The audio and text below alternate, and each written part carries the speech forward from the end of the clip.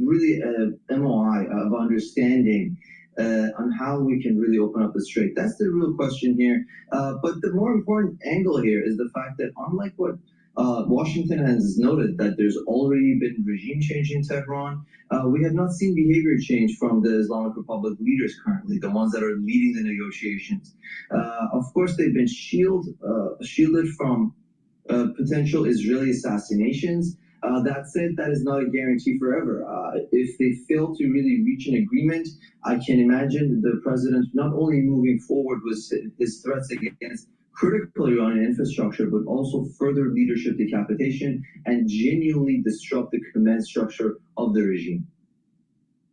Jonathan, I would be remiss if I did not showcase this social media post that the president posted over the weekend. I do want to say it's a bit colorful, big graphic, and some posts here.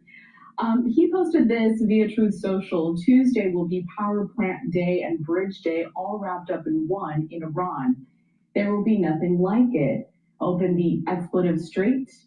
And he just continues on to say, or you'll be living in, and I'm assuming that our viewers can guess what he's saying here. So he is increasingly putting this pressure on Iran. I have to know, how is the Iranian regime responding when they see the president take to social media to issue these sort of demands, and within this context? The Islamic Republic leaders know after a few rounds of negotiations and threats consecutively coming one after another that any threat posed by this administration is legitimate. Trump has followed suit with every threat he's made, whether it was prior to the 12-day war or with the recent ongoing campaign. So that's very key in the minds of Iranian policymakers, knowing that when he threatens, he's going to follow through. That said, the messaging itself could actually facilitate and pave the way for Tehran to, one way or another, try to create a rally around the flag effect. Once you actually threaten Iranian infrastructure and go after assets that are also beneficial to average Iranians, there is a risk there that you might be alienating them. That said, these are people that have been living under the Islamic Republic, the mismanagement by the regime that has been, of course, systemic, both on the infrastructure side, economic side, political, on whatever angle you look at. So to the average Iranian, the regime has not been competent enough to deliver on anything. So maybe to their minds, any attacks on critical infrastructure would just be a continuation of living under the Islamic Republic. But that said, bridges and power plants, those are critical things. Ultimately, Iranians have been living under very harsh conditions, and worsening that could escalate the situation internally. So it's a double-edged sword when you threaten those kinds of assets inside Iran.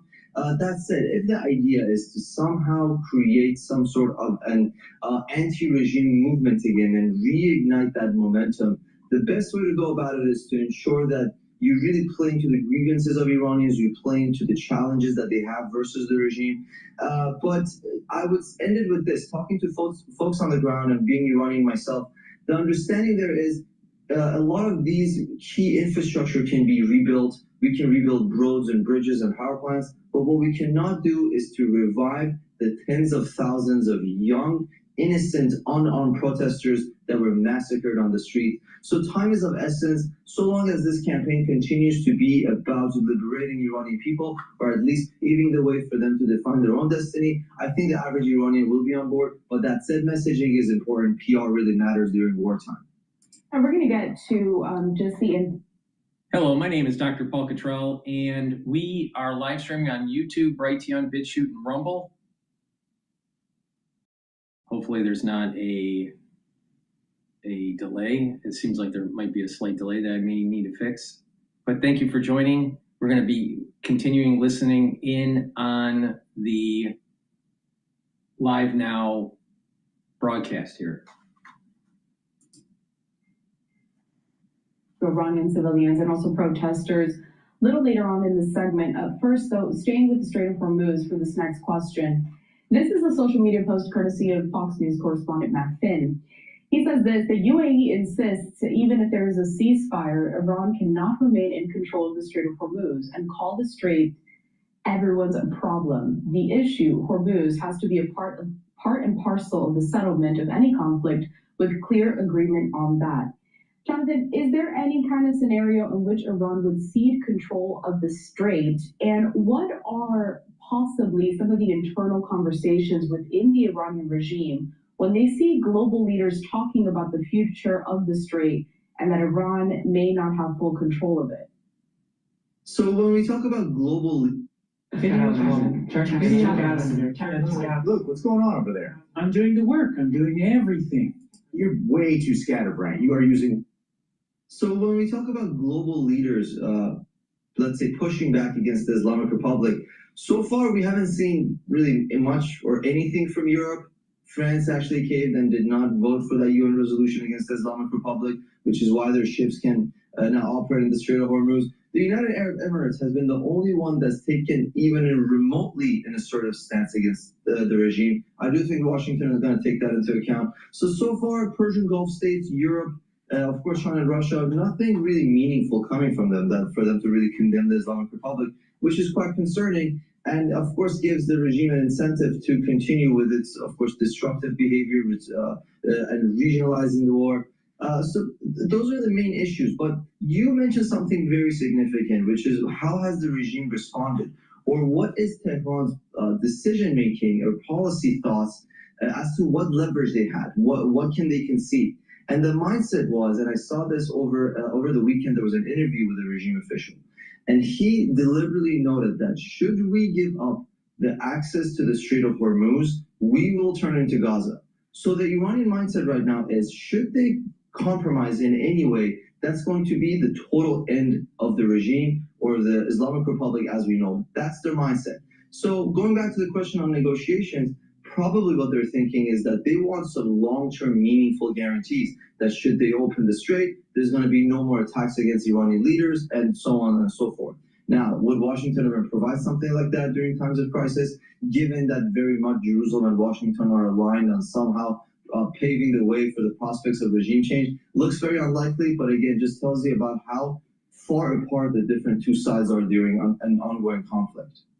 Jonathan, we have another major development from early this morning. Taking a look at a social media post from the Israel Defense Forces, eliminated, and they're talking about the fact that the head of the intelligence for the Iranian Revolutionary Guard was killed.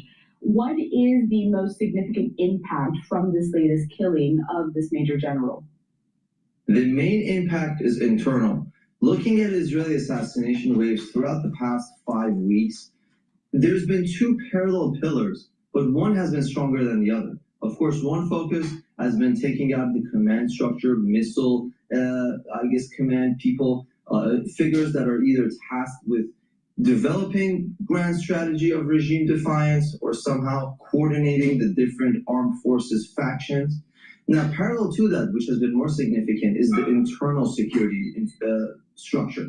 So individuals that are involved in repressing protesters, killing unarmed Iranians, or somehow terrorizing the masses of the population to deter them from taking to the street. And that's what this individual is. So being of course, the intel command of the RGC, is one of his main responsibilities is actually surveilling dissidents inside and working behind the scenes to ensure that the average Iranian has no hope and is afraid of taking to the street. That's their primary job. And of course, the RGC being a brutal instrument of torturing the Iranians and dissidents, this is a devastating blow. But the grand strategic agenda by Israel here is to, at least from what it seems, is to eliminate the top leadership, so the commanders of key forces, and then to go after mid-level commanders, brigade leaders, things of that nature, and inform them that time is not on their side. Should they not somehow work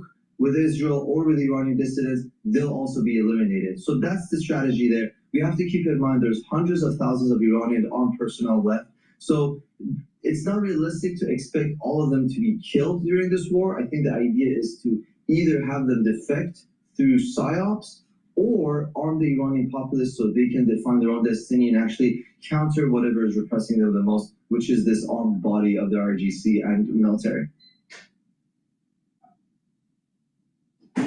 We're taking a live look over in Tel Aviv, Israel. Again, Israel is the one that is claiming responsibility for that latest killing.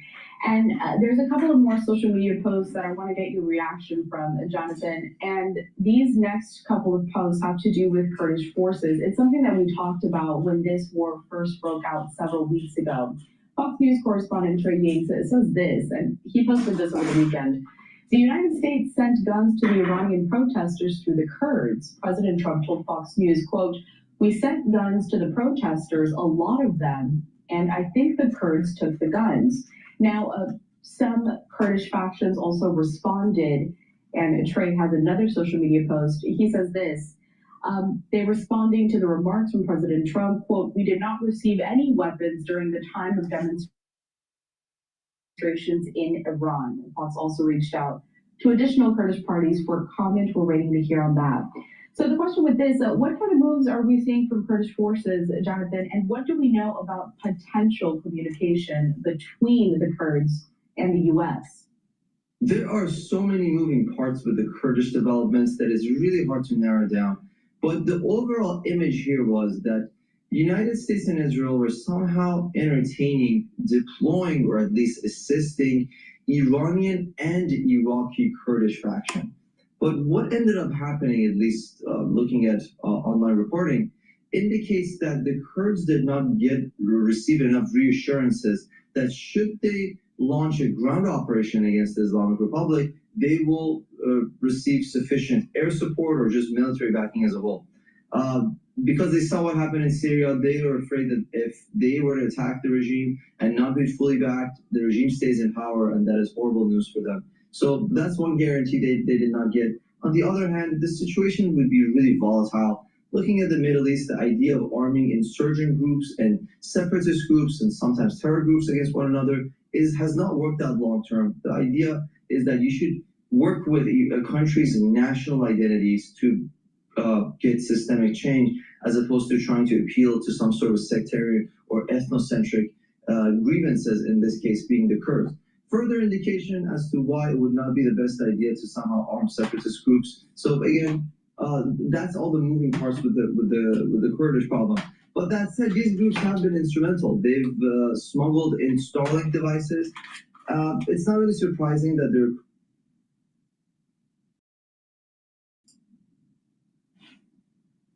elements, because ultimately some of them are criminal networks. They're working in the shadows. Once you do that, there's no checks or balances on any operations that are being carried out. So it's not surprising that they're keeping some. I think the real question on everyone's mind is, did they keep all the weapons? Did they supply some? And the key term here is urban areas, center of Iran. So of course, you have separatist movements and you have tribes and you have different armed factions by Iran's borders, but those are not where the major cities are. Major cities, urban centers are in the center of the country, and that's going to be instrumental if we're going to have systemic change. I'm thinking at least 10 cities over 1 million people inside Iran, and those are going to be crucial if they're armed during times of unrest. Not surprising the Kurds denied it, of course, publicly. They're not going to ever admit that they've received any forces. And the last thing I'll say is, the Kurdish factions that did respond, they specifically said they did not get weapons during the protest wave. It might mean that they actually got some sort of equipment after the protest wave ended. But ultimately, everyone's watching for a call to protest and a major uprising inside the country. And the only thing that could actually change the calculus is if there are armed resistant groups or units across the country. So far, we haven't seen that, but it's not surprising. So it's going to be defections paired with arming dissidents against the Islamic Republic. All right. So you just mentioned there that some people... Again, thank you for joining. We are live streaming on YouTube and Rumble. On my end, there's a little bit of delay, but on your end, everything seems to be working just fine. I greatly appreciate it if you share the links. Ask your social media to follow me, and that way it'll help to grow the channel. But thank you very much. I greatly appreciate for the ones that are watching. We are simulcasting on X Spaces. If you want to call into the show, you can by just asking for the mic.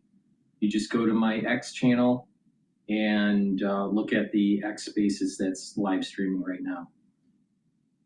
I also have many products on my store, the-studio-reykjavik.com. You can also watch the live streams on my website. You can watch both versions, the large screen and the telemetry. We're going to go over the market today. A lot is happening in the oil market for obvious reasons, and we're going to figure out what the game plan is and how to trade it. But please help support the work that I do by donating. You can donate through Stripe, PayPal, or buy me a coffee on my website and get the great products that I offer. One great product is a very strong antioxidant. This antioxidant is 1,000 times stronger than vitamin C. This you can get in avocado oil, MCT coconut oil, or extra virgin olive oil. This is a very strong antioxidant. You take a teaspoon a day every day, and this will help with bringing down stress in the cell, improve your mitochondria. You'll have more energy. You'll have more ATP. By soaking up free radicals at the vascular level, you're going to be able to reduce plaque formation. By soaking up free radicals at the neuron level, you're improving the health of your neuron. You're improving the positive neuroplasticity. You're going to be able to think more faster. You're going to be able to have better memory. This will also help to boost up your immune system and your endocrine system by bringing down inflammation, by bringing down stress, and by soaking up free radicals. This will also help with improving your basal layer for your skin. You stack this with resveratrol. It's a great stack to actually improve your skin health. So you get lots of benefits by taking the C60. You can get it in a 2 ounce, a 4 ounce, or an 8 ounce configuration.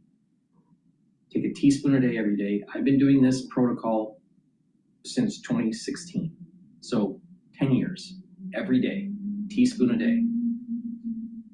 It's a very potent antioxidant. It's really important as part of the protocol to slow down the aging process. So please go to my store, the-studio-reykjavik.com, and get the C60. All right, let's go to Al Jazeera. We have about another 5 minutes before the market opens. Petrochemical exports will be impacted, that this will be a devastating economic blow to Iran and the government, and that advances Israel's proclaimed goal of attempting to collapse the regime. It also sounds almost moderate when you compare it with some of what is being said by Likud strategists from Netanyahu's own party, that Iran needs to be hit like Hiroshima and Nagasaki. That is the only way to victory, they argue. Laura in Ramallah, thank you. Iran says it's carried out strikes in Israel, including strategic centers in Haifa and chemical companies in Beersheba. Israeli media is reporting that at least 4 people have been killed in Haifa. At least 4 others have been wounded. And several areas have been hit with intercepted debris filed from projectiles, including parts of Tel Aviv and the city of Bnei Brak. In central Israel. The Israeli army says the missiles were cluster ammunition that scattered across 27 locations. Let's go back to Nora to talk about this. So Nora, look, I mean, we've got Israeli population centers that have been hit, refineries, ports, sensitive infrastructure, the airports faced a disruption, a potential closure. This is anything but normal. Israel has been very careful about how it controls the narrative when it comes to the damage. Is it possible to give an assessment of how widespread it has been? Well, the assessment can only rely on what information is released, but let me tell you this. There are 26,000 petitions for compensation filed by Israelis so far. Now, these are petitions for significant damage. The petitions and damage that is deemed to be of smaller, less pricey bills, if you will, they have another streamlined process that doesn't even get counted with those 26,000. We see the impact where the Israeli military censor does not black out the information. Iran is using a variety of weapons, the weapons that split into various missiles, the missiles that also have bomblets, which could be described as cluster munition, and those ballistic missiles like the ones we saw in Haifa yesterday that can evade interception and does hit the target. And sometimes we get delayed clarity on the targets. Like at one point 2 days ago in Tahtigba, we saw a lot of damage reported. That was cleared, but it took almost 24 hours to clarify that the building that was struck in Tahtigba was actually a factory for drones, a military target that is. So at this point, we have fresh reports of damage in Lod, in Rishon LeZion. That's near Tel Aviv. That's in the area that is most populated in Israel, where there are a lot of army bases, a lot of factories, where Ben Gurion Airport is as well. We don't know what was damaged per se, but we do know that a lot of damage has been done. And in any case, all Israelis who hear the sirens are within range, have to head to the shelter, no matter what the estimate is, no matter how many missiles are being fired. Okay, we're gonna go to Fox News talking about Pakistan exchanges framework to end war in Iran. Right now, the oil futures are at 112. Natural gas futures are at 2.856. Market's going to open up in about a minute or so. Please go to my store, the-studio-reykjavik.com, and get the Boomer Boost. Boomer Boost has 68 nutrients. These nutrients will help to improve your immune system, help to improve your endocrine system, your brain function, your musculature, your metabolism will increase. You'll have a steady burn of energy. You'll be producing more ATP. You'll help with your cardiovascular health and slow down the aging process. This is a very powerful supplement that you should be taking every day. It's a month supply. You mix it with soft foods, filtered water, a smoothie, or even with just milk or filtered water, but take it every day. This is very powerful, and you can stack it with the C60, you get the max benefit. And again, this is targeting multiple systems, and that's the whole point of my protocol. You're targeting multiple systems that will help to slow down the aging process, and you'll have more vitality. So please go to my store and get the Boomer Boost. Make sure you use discount 5, you get $5 off any order. Please go to my store, the-studio-reykjavik.com. All right, the market is open now. Now the S&P 500 is trading at 6,589, and the VIX is trading at 25.13. VIX is elevated, still at the 25 range, and may creep up even into the 35 range if we have bad news coming out of the Middle East. Now, right now, there are the resistance level for the S&P 500 is 6,600. The support level is 6,450. If that breaks, the next support level is the 38% retracement, which is going to be at 6,140. So right now, equities is a little bit positive, but we still have oil elevated. The last several trading sessions, it's been the opposite, where oil goes up, equities go down. Right now, we have equities going up and oil going up. How long that correlation lasts, who knows? Now, oil is trading at 112 right now, and natural gas is trading at 2.850. Currency markets are stable. Euro still trading at 115, and the Japanese yen is trading at 159. So that's relatively stable, and Bitcoin's trading just below 70,000.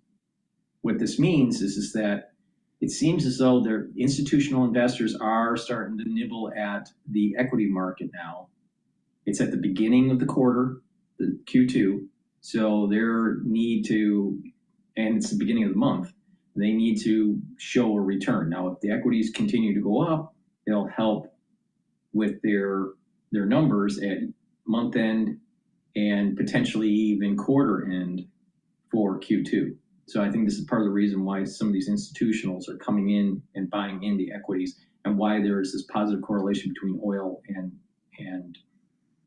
the equity market.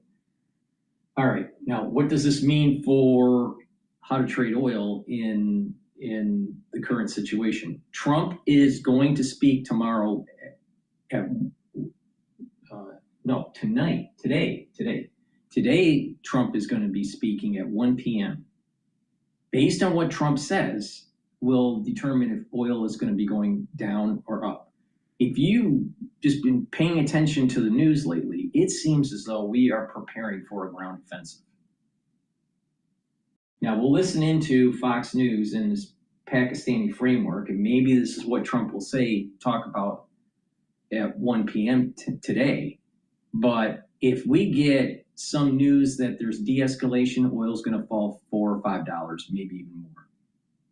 If we get the sense that we're going to be hitting the bridges and the infrastructure, the energy infrastructure, oil is going to continue to remain high, and it may even trade for WTI. It may approach 120 in the near term. So if you think that oil is going to continue to go up, you should be taking a look at the ETF UCO. It's a 3 times leveraged ETF. If you think oil is going to go down, you want to take a look at SCO. That's a 3 times leveraged shorting oil. All right. It's very volatile because of the news, but I personally think that there's a higher probability of ground offensive, and therefore oil is going to go up. But the problem comes in is the moment Trump says something, quote, positive to de-escalate the war effort, oil can rapidly go down quickly. Very, very quick. It can go down $4, $5, $8 a barrel, and that could really affect your long position. So it's very difficult to trade because of these large candle moves that are happening in the oil market. So with that, again, in terms of broad index, Russell or the S&P 500, start buying. I have a year-end target of 7,400 to 7,800 for the S&P 500. All right.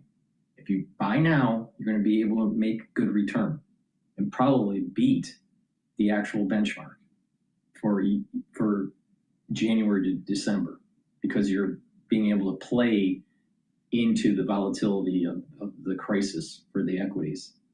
But that's my recommendation. So with that, let's listen into this Pakistani framework to end the war in Iran. This may be brought up at 1 o'clock today by Trump.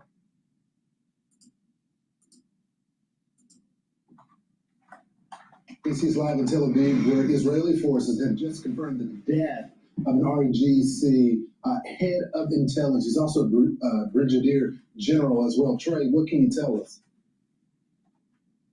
Yeah, guys, good morning. In that operation over the weekend, nothing short of historic. I've been talking with U.S. and Israeli officials, and they say there's no other country that could have successfully extracted that airman from deep in Iranian territory. The spy craft behind the scenes, we'll learn more in the days ahead, but really remarkable. We're also learning of another U.S. and Israeli victory overnight.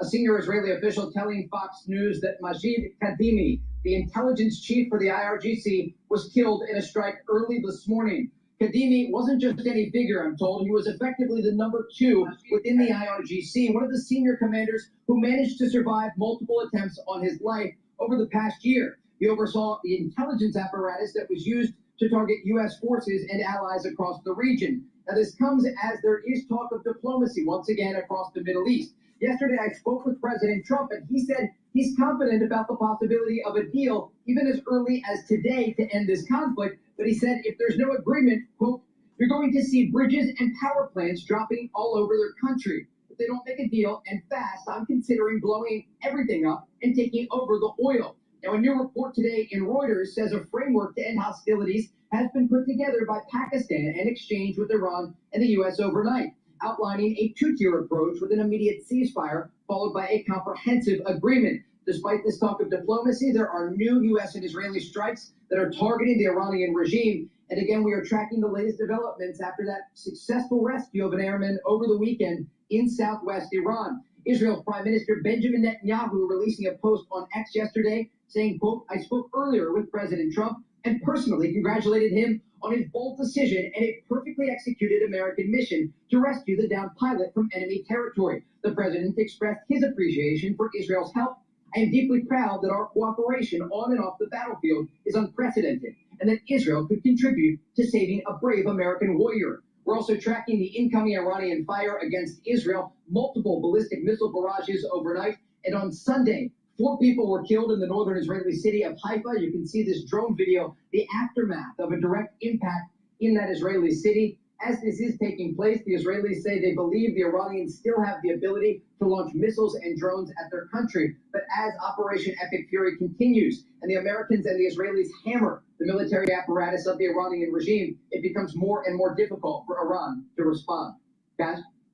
Great job out there, Trey. Yeah, Thanks, Trey. incredible. So knowledgeable. So this has brought up a lot of conversations about NATO and what is the future of NATO now if we don't have countries that are supporting us. You have Spain that closed its airspace to U.S. military aircraft that's involved in this Iranian conflict. And earlier, Madrid refused to allow the U.S. to use joint operated bases. And Ari Fleischer had a message. NATO is going to look a lot different going forward because they're not supporting us.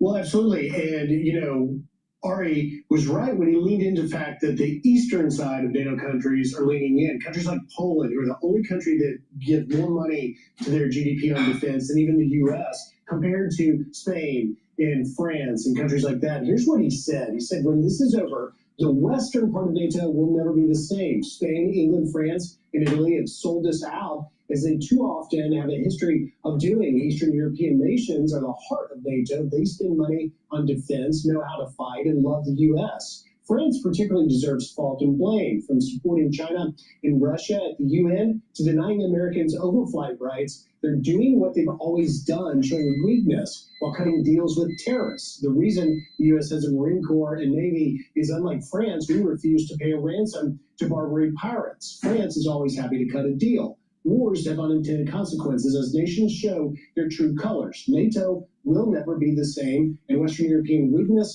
and acquiescence is the cause. We are witnessing the great American comeback right now when it comes to the power on the global stage and reorganizing not only what's happening in the Middle East, but with NATO as well. And the sad thing about all of this is we always, I thought, could depend on the Europeans when we were in conflict. Many of them fought with us in Afghanistan and Iraq, but that's not the case right now. We see the Gulf states really taking the lead here and waging war.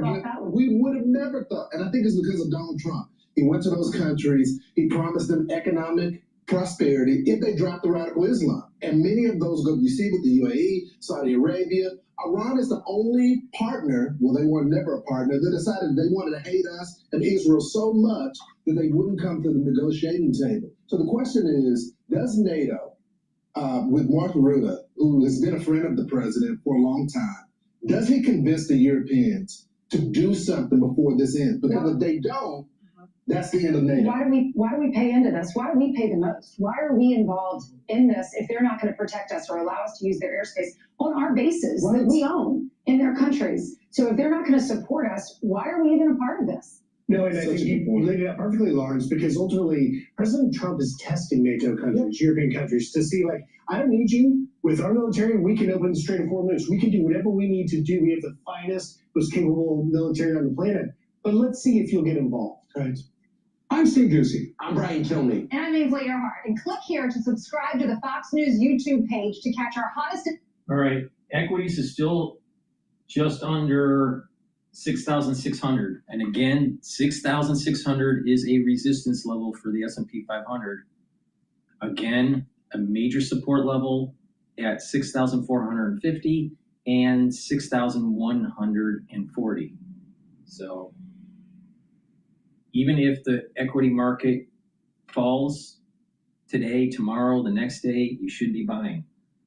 Please go to my store, the-studio-reykjavik.com. Get the collagen. This will help to remodel your sore joints, either because of osteoarthritis or because of sports injury. You want to remodel it right away.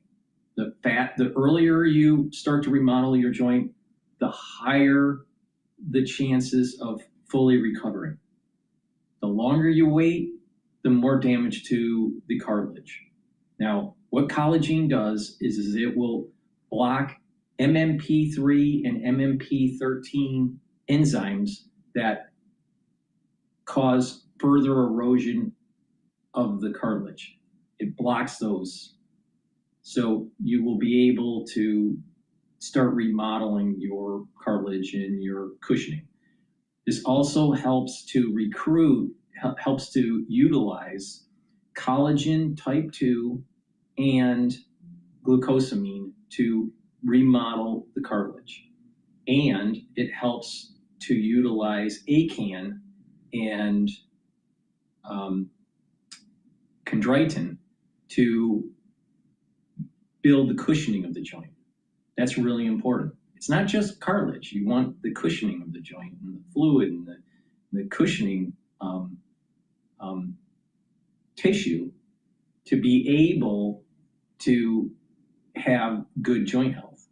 Now, collagen will also block EP4, which reduces inflammation, and collagen will also help to reduce some of that pain that you may be feeling from that sports injury or from the arthritis. But it's really important to take every day and slowly use light resistance training and stretching exercises to rebuild and send those growth factor signals to rebuild that sore joint. Again, it's super important to start right away and not allow it to fester, because the longer you wait, the more damage actually happens with these joints. So it's really important. You can stack this with collagen. The collagen you can stack with the collagen, which is a powder. So the collagen is the liquid, which I have in my hand. The collagen is the powder that I have on my store. You can stack those together to help rebuild the joint. To get further relief from pain, you can get the super strong relief. This is a topical. You apply it on the joint that's causing you pain because of the arthritis or joint pain, and it will help to relieve that pain. This will also help with bruises, sprains, pulled muscles, even headaches. If you have a tension headache, just apply it on your neck, your temples, and your forehead, and it will relieve the headache. So this is very powerful. It works within about 90 seconds. You can stack it together. You can take them separately. It's up to you. But my recommendation is that you should be getting the collagen and take the collagen, stack them together, and do these really light stretching exercises and very, very light resistance training on the joint to help to send those signals to remodel. This will help to build your joints. So please go to my store, the-studio-reykjavik.com.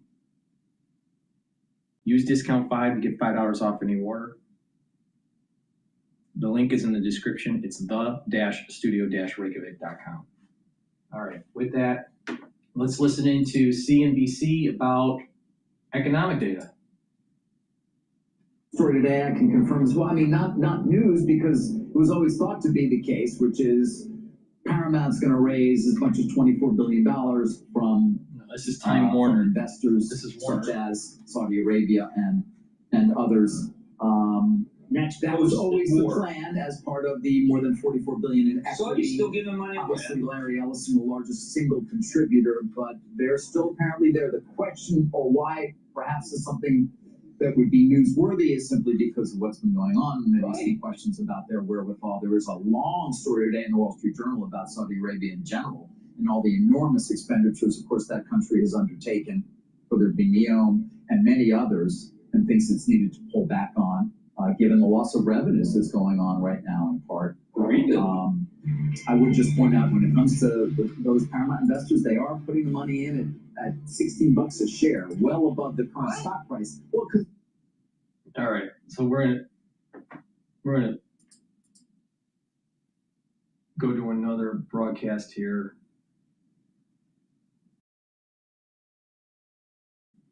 Let's talk about the CIA deception campaign that was used to help rescue the weapons specialist from the F-15. About the CIA deception campaign used to get him out of the country.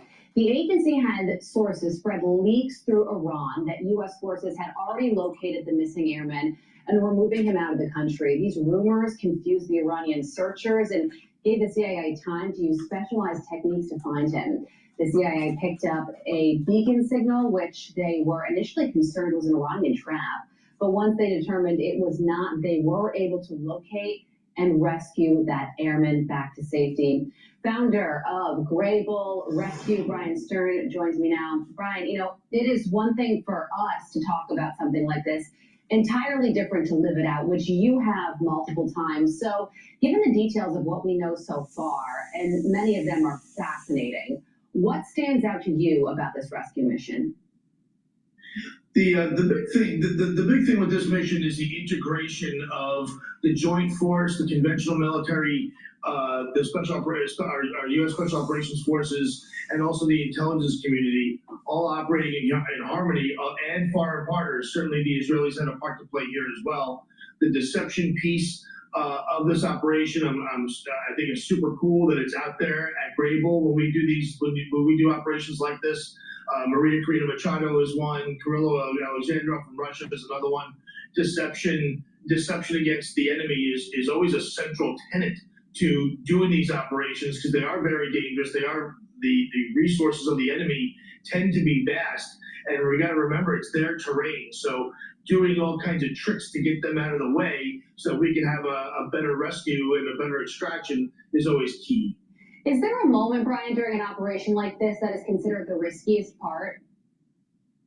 I get asked this question all the time. My blood pressure doesn't go down until the helicopters land safely and we're done. Very often, when these operations happen, when we do an operation like this and we get our objective, we over the radio we say jackpot. You say jackpot, jackpot, jackpot. And very often in the command center, when that happens, everyone starts high-fiving each other because that means that you got the target, you got the objective, you got the isolated person. You need to remember, you still have to get home.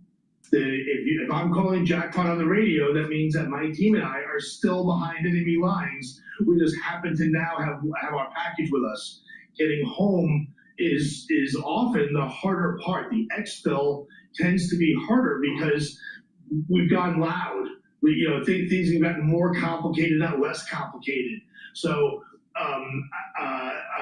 my blood pressure always spikes as soon as we call jackpot. Yeah. A minute for that is because I know everyone's very excited and not paying attention. We got to get the team back on track. Yeah. Remind them we've got to get home. Brian, my blood pressure is spiking just listening to what that would be like, and it does sound like the back half of the mission could be even more complicated than the beginning part. Because you're right, your identity is revealed in the fact that you're shooting down and there's a helicopter and all of that. And I want to go to the colonel himself because he climbed 7,000 feet up a ridge and remained hidden there for nearly 48 hours. And he used his survival, evasion, resistance, and escape training to evade capture. So it sounds like he also had a big hand in rescuing himself in following this training. Yeah, so this is, I think, also central to this operation and an important point. And I'll give you an example. My team and I have conducted 809 missions in just over 4 years. That turns into 8,800 people, give or take. Every single one of them have to play an active role in their safety and their survival. It's extremely important. In this case, you have a full bird Air Force colonel, who is very well trained, extremely seasoned. He's been through multiple certifications and recertifications for SEER school, which we all go to. There's a bunch of different ones of them. There's refresher training, all that good stuff. This is a seasoned pilot who is trained for seasoned air crew who is trained for exactly this eventuality. The challenge in this particular case is, while as seasoned as he is, he's still a full bird colonel. What does that mean? He's probably in his later years. He's got gray hair. People, when we conceptually think about flight crew, we think about Top Gun and Maverick and young bucks. This is a full bird colonel. His next rank is general. So he's probably a little senior when the pictures come out, and I'm sure that they will. It'll be kind of funny because you're going to see someone with with a little senior in his years. Understood. That's like me, guy. He knew what So- to do so- there, though. Yeah. Hey, Brian, really quickly, just because we're running out a little bit of time here, I wish we had more, but I do want to get to this because one aircraft involved in this extraction was left behind after reportedly getting stuck in the mud, and then they destroyed it. Although that aircraft is still behind enemy lines, is that something that we should worry about? I don't think so. The boys do what's called a bit. They blew it in place. The C-130 got stuck in the sand. This has happened before, and again, it speaks to the remarkable planning of the from a special operations perspective or the air perspective. The idea that a plane can get stuck in the sand in the middle, but behind it, hundreds of miles behind enemy lines, and still we didn't lose anybody, and still the objective was secured, and still everything worked out. We are the only military in the world that can lose an aircraft, a big aircraft, the Exfil aircraft, in the middle of an operation and still not skip a beat and succeed and win. Yeah, It really is. It really is remarkable, Brian. And then more aircraft had to come in to bring those service members home who were on the originally on the aircraft that was eventually destroyed. President Trump's going to hold a news conference with military later today after pulling off this most daring rescue that certainly the details sound like something out of a movie. Brian, thank you so much for joining us to talk about this. You're the absolute perfect person to break all of this down. We appreciate your time this morning. Be sure to like and subscribe for all the Fox News links. Please go to my store, the-studio-reykjavik.com, and get the heirloom barley. Heirloom barley will help to detoxify your body, bring down inflammation, and soak up free radicals with superoxide dismutase. This is very powerful. Take it every day. This is a month supply. It's a powder. You mix it with soft foods, filtered water, a smoothie, milk. There's many ways to take this. I take it with hummus, but take it every day. And what this will do is it'll help to boost up your immune system, your endocrine system, reduce inflammation. That means that it's going to help with your cardiovascular health. It's going to help with your brain function by bringing down inflammation. Is super important for brain health. And this will also help with the health of your joints by keeping the inflammation down. So if you want to slow down the aging process and get healthy, take the heirloom barley or the gladiator barley. The difference between the gladiator barley and the heirloom barley is that the gladiator barley will help to build muscle. You can stack this with Boomer Boost or take it separately. It's a very high quality product that you should be taking. And again, you could stack this with the collagen and the collagen and do a little bit of resistance training to help build up the joints. And again, this brings down inflammation, and bringing down inflammation and soaking up free radicals are super important to slow down the aging process. So please go to my store, the-studio-reykjavik.com, and get the heirloom barley. All right. CSIS just released another video they just released it 54 minutes ago. How the war in Iran is impacting global energy infrastructure. So we're going to listen in on this. They do a great job with their Israeli slides. forces or bases. They have included strikes on or threats to the United States and Israel have devastated Iran's military capabilities over the past month. Iran has counterattacked, and some of these attacks have focused not just on U.S. and Israeli forces or bases. They have included strikes on or threats to the region's critical energy supplies, due primarily to Iran's interruption of shipping through the Strait of Hormuz, where 1/5 of the world's oil supplies transit. The war has triggered what the International Energy Agency has labeled the, quote, largest supply disruption in the history of the global oil market, end quote. Restrictions to the region's energy production capacity and transportation flows have had a dramatic impact on global fuel and gas prices. It also demonstrates the interconnected nature of industrial bases around the world. Reliable, resilient energy facilities for the United States, for instance, are essential to the power our economic needs and our national defense. To unpack this intersection of U.S. energy infrastructure and the defense industrial base, we will be speaking to my colleague, Joseph Mycutt, the director of the Energy Security and Climate Change Program here at CSIS. He is the lead author of a recent report on this issue. As usual, I'm your host, Jerry McGinn, and welcome back to another episode of All About the Base.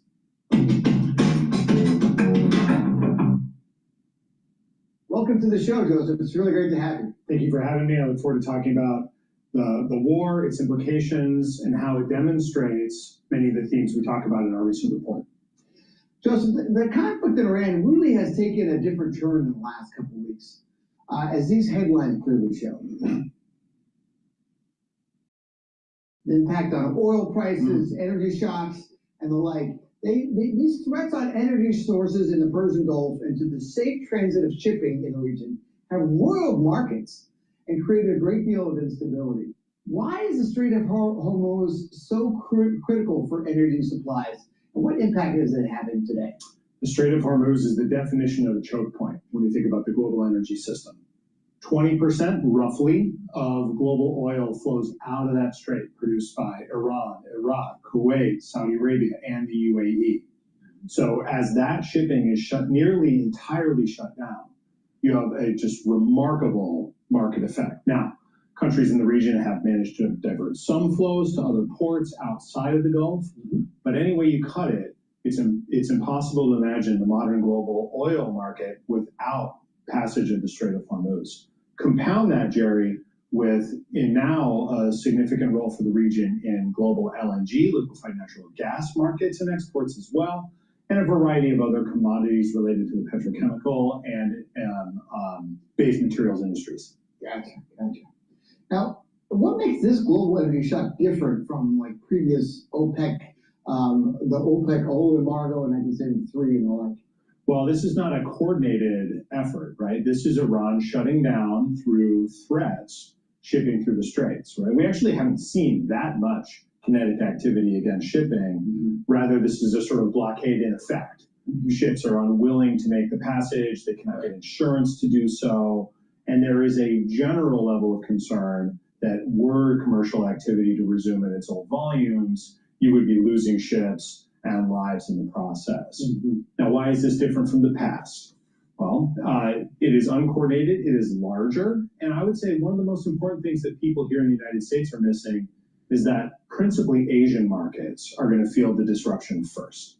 So in the 1970s, you had an oil embargo, which had profound political and economic effects in Western countries. That's why the OPEC countries then created the IEA as sort of an offset to OPEC.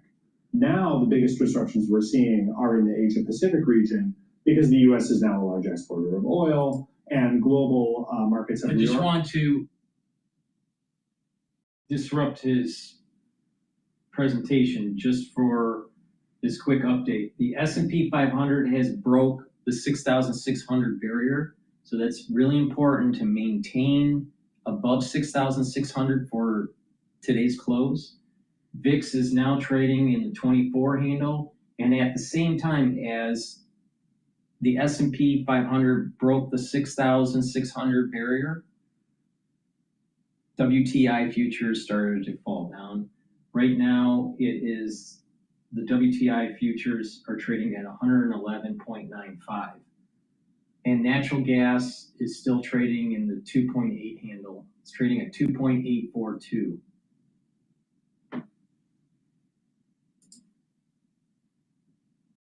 Around all the growth going on in Asia. So look for that region to experience shocks first, and then through global pricing, U.S. consumers will feel the higher prices that we've seen evolve over the last few weeks.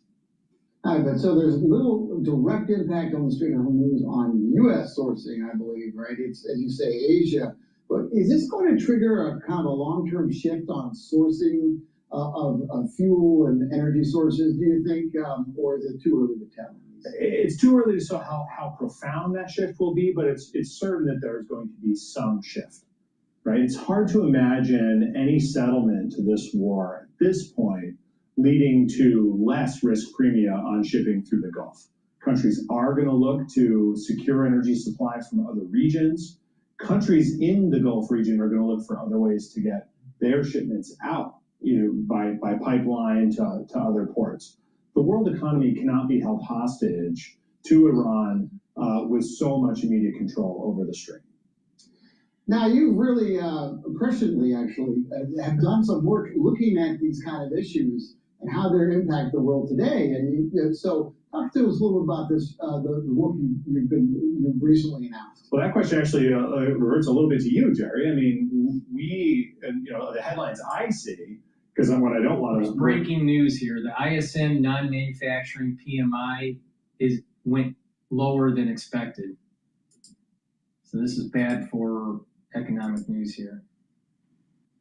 So we can now officially confirm that Treasury has chosen BNY, Bank of New York Mellon, to manage the Trump accounts. It's also selecting Robinhood to help as well. It's a big deal because this was a competitive process. Part of the job here is designing and creating an app for people to track their accounts. Remember, these Trump accounts, they're now law, where anyone with a baby born after January of last year can apply starting this tax season, and there have already been millions of applications to receive $1,000 in an S&P 500. Treasury's been running this process to pick which financial institution will be able to manage them. And I'm told it was competitive, but in the end, BNY won, and they will officially be contracted by the Treasury. There's no performance fees here. It's more just bragging rights and some soft marketing and also those contracting fees. And it kind of fits with the America 250 theme. BNY is America's oldest bank, founded by Alexander Hamilton. I mean, we have the greatest military in the world. You know, we spend $1 trillion a year on our military, and we're fighting a tiny power like Iran. So it feels like we already won militarily, or at least we did as much damage as we could in the first few days. But they continue to drag this on. They continue to make this painful for the U.S. and for the world, more importantly, as they control the Strait of Hormuz. When or how can we change that?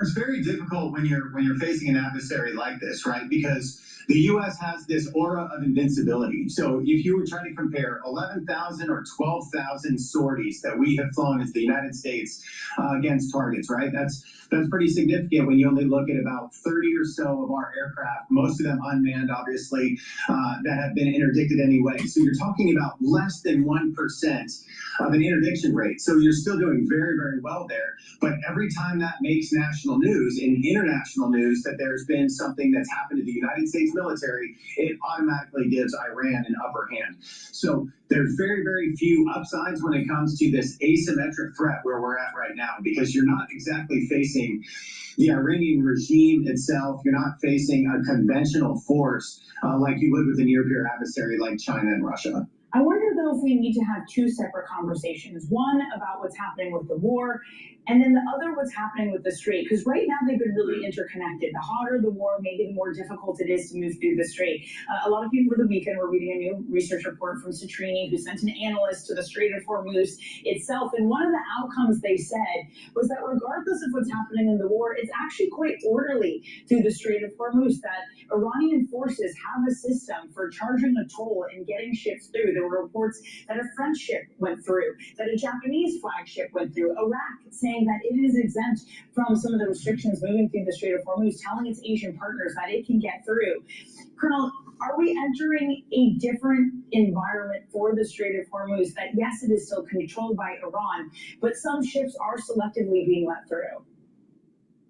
I think so. I think when you look at, even when President Trump talked over the weekend, he was talking about his objectives and especially on the military side, getting after military stockpiles. He was trying to make sure that Iran could not use a nuclear weapon. What he did not mention was the Straits of Hormuz.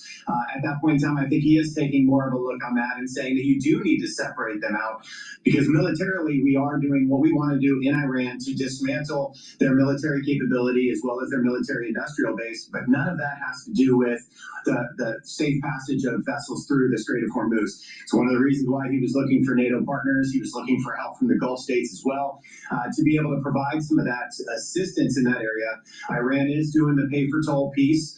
You see that there's actually been an increase. I think 15 vessels in the last 24 hours have actually gone through the Straits, which is still 90% less than pre-conflict, but it is obviously a much larger move in the right direction compared to where it was probably 2 to 3 weeks ago. All right, Colonel, thanks very much for joining us. Retired Army Colonel Wayne Sanders, now with Bloomberg Intelligence. Joining us now is Indriani D. FTSE Russell, head of global investment research. And Indrani, we continue to talk about the war so much, but on a headline by headline basis, it does seem to move markets, but it hasn't really hurt this. All right, we're going to go back to the CSIS. See, because what I don't want to worry about this oil issue is that the U.S. has spent a lot of its fancy munitions defending energy infrastructure and military assets from attacks from Iran. And you read pretty scary headlines about burning up a few years of production in a couple of weeks of conflict, and it raises questions about our long-term strategy. Where our work is a project we did in collaboration with folks here at CSIS in the security program, trying to estimate what would be the energy implications of revitalizing the American defense industrial base. Gotcha, I understand. So within our industrial base, what are the most kind of energy intensive systems and raw materials to produce? In a wartime scenario, which capabilities make the most demand most energy on our infrastructure? Well, let me tell you a little bit about the report as we call up our first chart. We looked at 3 different scenarios for revitalization of the defense industrial base. We looked at a baseline rate. This is defense production of today. We looked at a buildup rate, and that's like kind of what analysts and the Pentagon are asking for in terms of building up the defense industrial base as a deterrent. Maybe this could also be thought of roughly as our sort of rebuilding case post-Iran war. And then we looked at the war rate. And this was really meant to reflect, does the U.S. have an energy system and a defense industrial base that can survive a prolonged conflict of high volume or intensity, particularly with a peer nation such as China? And we looked at when we entered World War I and into World War II, we had energy shortages related to the shipbuilding and other defense production at that time. In World War II, the USG had actually a very specific strategy for energy so that we would not lose the defense industrial base part of that war. Now, the modern defense industrial base is, of course, very different, right? We're not thinking about shipbuilding as much. We're not thinking about large steel airframes. Instead, we're looking at unmanned systems, munitions, combat aircraft, and a little bit of naval vessels. So we took that modern defense production and broke it up into its constituent goods and identified 3 principal areas that we really probably need to be worried about in a sort of in a war rate or rebuilding scenario. That's electronics. So the semiconductors and chips that go into fancy unmanned systems, that's aluminum and steel. Oh, those are significant. What are the primary concerns for U.S. energy production? Are there specific regions where the electric grid or natural gas production is under particular threat? It's a great question, Jerry. Thank you. I mean, one of the findings of this report was that even in a war rate scenario, we have plenty of energy in the United States. It's really a question of concentration and geography. So we looked at where those constituent parts, the steel, the semiconductors, the aluminum, and we've got titanium here filling out our quadrant, where they're produced and what the reliability and access risk is for expanding production in those places. And you'll note that the report really takes a look at 2 key areas where the energy system is already strained, where we expect continued and fast growth of the energy needed for data centers, and where much of our defense production is occurring at this base level. We looked at the regions that folks probably need to pay attention to or be worried about are this mid-Atlantic region here, so-called the PJM electricity market, and then Texas, where semiconductor manufacturing and steel making are both large parts of the industry. And while the electricity grid there and the natural gas grid as well, can accommodate a lot of growth, there's a lot of other sources of growth as well. And so the scenario we really need policymakers to be thinking about is one of long-term rebuilding of this industrial base. At the same time, we're experiencing economic growth in other sectors. One of the sectors you mentioned we see a lot, particularly here in the national capital region, is around data centers, right? And the power that they need and they're very much used in AI applications and the like. So, how is that impacting the energy security in the United States? The principal way that data centers are going to affect energy security, in particular, how it could affect our ability to expand the defense industrial base, is by creating excess demand in places that already have deliverability problems. Our report looks at that issue from both an electricity reliability standpoint, as well as what we call a gas deliverability standpoint. So natural gas is the sort of cornerstone of the electricity system here in the United States. It can be important for industrial activity just as a source of heat or chemistry as well.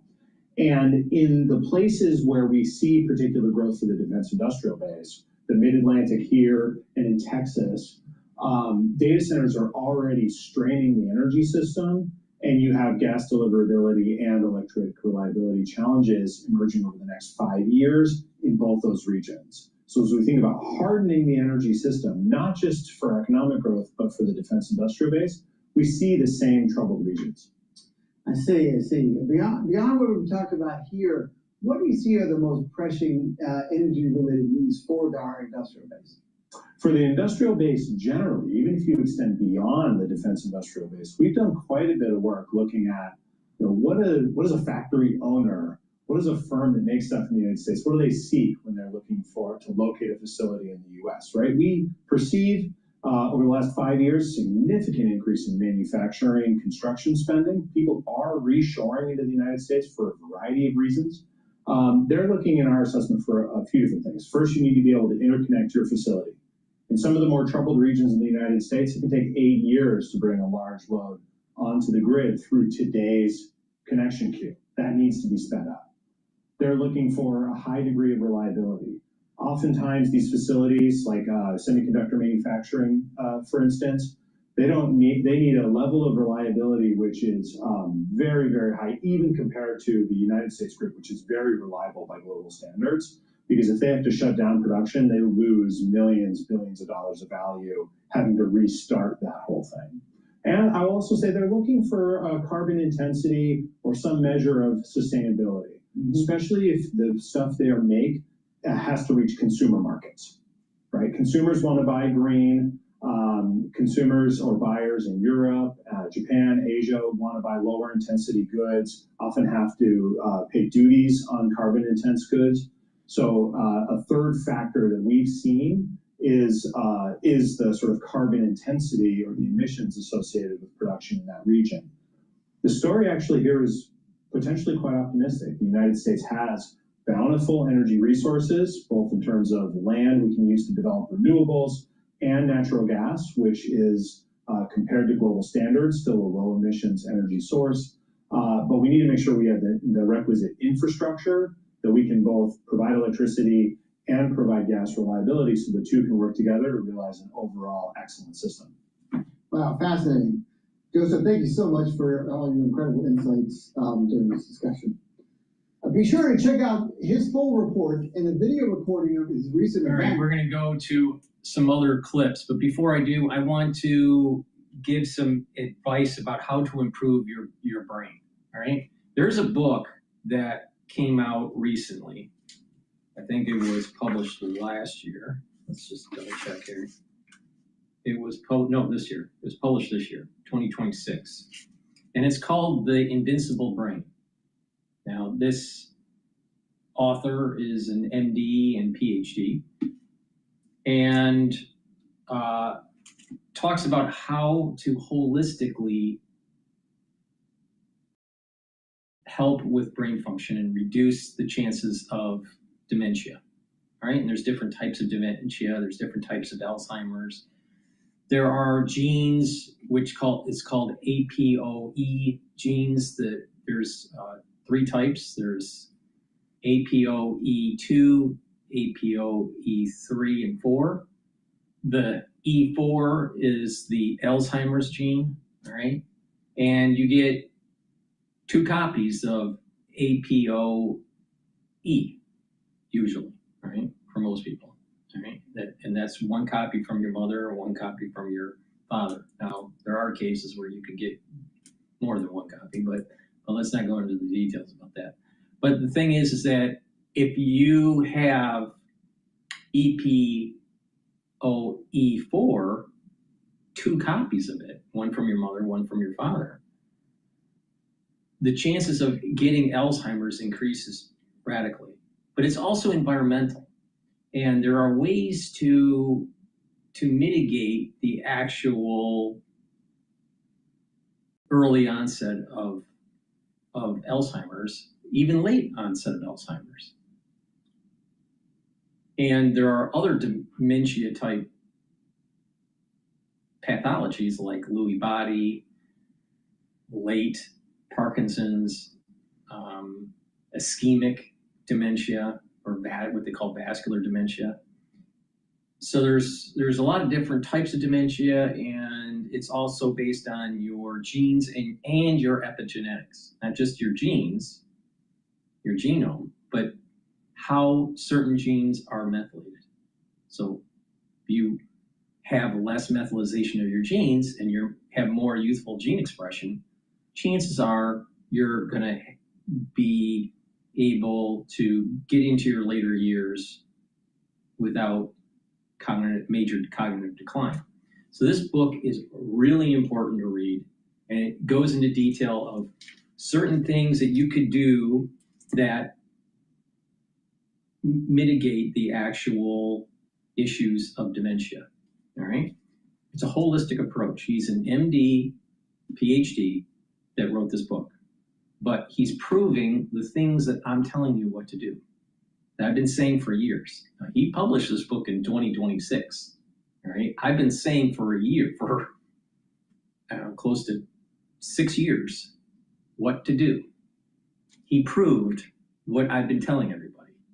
All right? So the key here is keep inflammation down,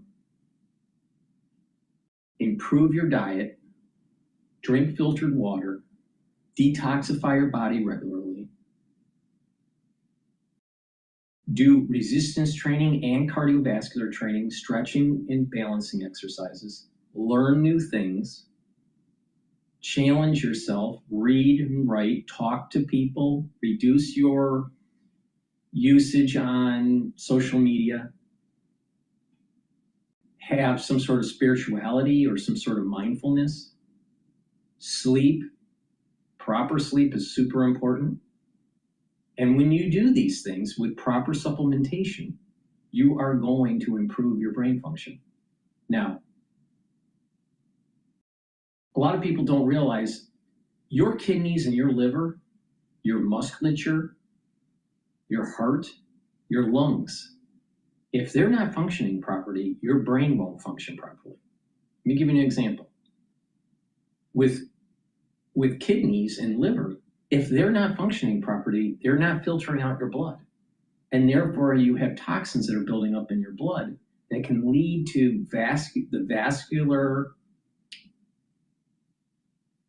lining to expand and start to leak at the blood-brain barrier, leading to toxins to get into the brain and cause inflammation that causes problems and builds up amyloid, and the neuron connections start to recede.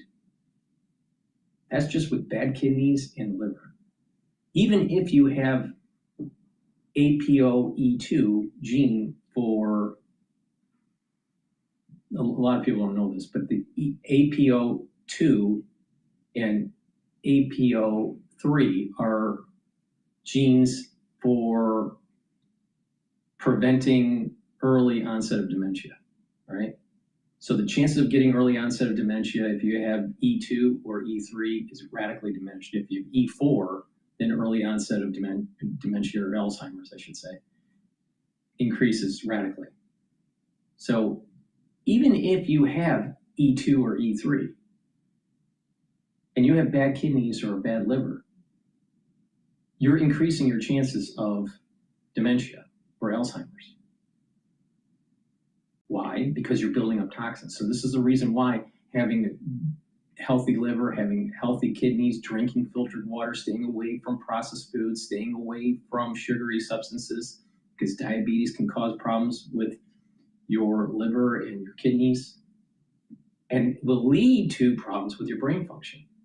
So this is the reason why a holistic approach and proper supplementation is super important. And this is all proven. What I've been saying for 6 years has been proven in this book that was published this year. All right. Now, in addition, your bone density also helps. Your actual the health of your bones helps with brain function. Now, the mechanism isn't quite understood yet, but it's thought that osteocalcin, is it calcin or calcin? I think it's osteocalcin, is helping to protect the actual neuron, because there's a correlation between brittle bones and dementia. All right, so having denser bone actually will help with brain function. Now, the overall mechanism is still in study, but building denser bone is super important. Now, building muscles, having more musculature, reducing atrophy is super important for brain function also. Why? Because it's creating myokines that will help to increase connection for these myokines, actually help to increase the neuroplasticity, the positive neuroplasticity that you need. So you have more dendritic connections. You have more connections with your neural networks. So you'll be thinking faster. In addition, by building up muscle, you'll actually improve your cardiovascular health. So when your heart is healthier, you get better blood flow to the brain. Now, my father died from dementia, ischemic dementia, which is poor blood flow to the hippocampus. So improving your heart will also help with brain function. So a lot of people don't realize. Now, what about the lung? Lungs are really important. People that have COPD or have restrictive, some sort of restrictive pulmonary disease, what will happen is that you're not getting proper oxygen into your bloodstream, and that will affect brain function. Very similar to ischemic dementia. In addition, when your vascular system within your lung is inflamed, toxins will get into the bloodstream, cause inflammation at the blood-brain barrier level, and lead to a leaky situation where you have these toxins getting into the brain and causing problems, inflammation, buildup of plaques and tau, and eventually neurological decline. So lung health helps, good lung health helps brain function, because you get better oxygen and you're reducing toxins that are getting into the bloodstream because of inflamed lung tissue in the vascular system around the alveoli will lead to toxins to build up in the bloodstream. So lung health will help with brain function. Kidney health will help with brain function. Heart health will help with brain function. Liver health will help with brain function. Bone density will help with brain function. The mechanism is still in research to try to understand the full mechanism. Musculature will help with brain health because it's helping increase myokines. So if you've been paying attention to me for the last 6 years, I've been telling you how to slow down the aging process. And there's a lot of people out there that's saying, oh, it can't be done and blah, blah, blah. This is what I am saying is cutting edge research that is just starting to get to mainstream. And I've been doing, the reason why I've been so cutting edge on this is because I started looking into this since I was 16 years old. So many decades I've been playing around with this. So if you pay attention to me, you're going to be able to slow down the aging process. And I just talked about just the brain function. But there's a lot of other things to improve that I've been saying, like your immune system, your endocrine system. You take my advice, you're going to get healthy, and you won't need a allopathic doctor. You won't need it. You won't need it.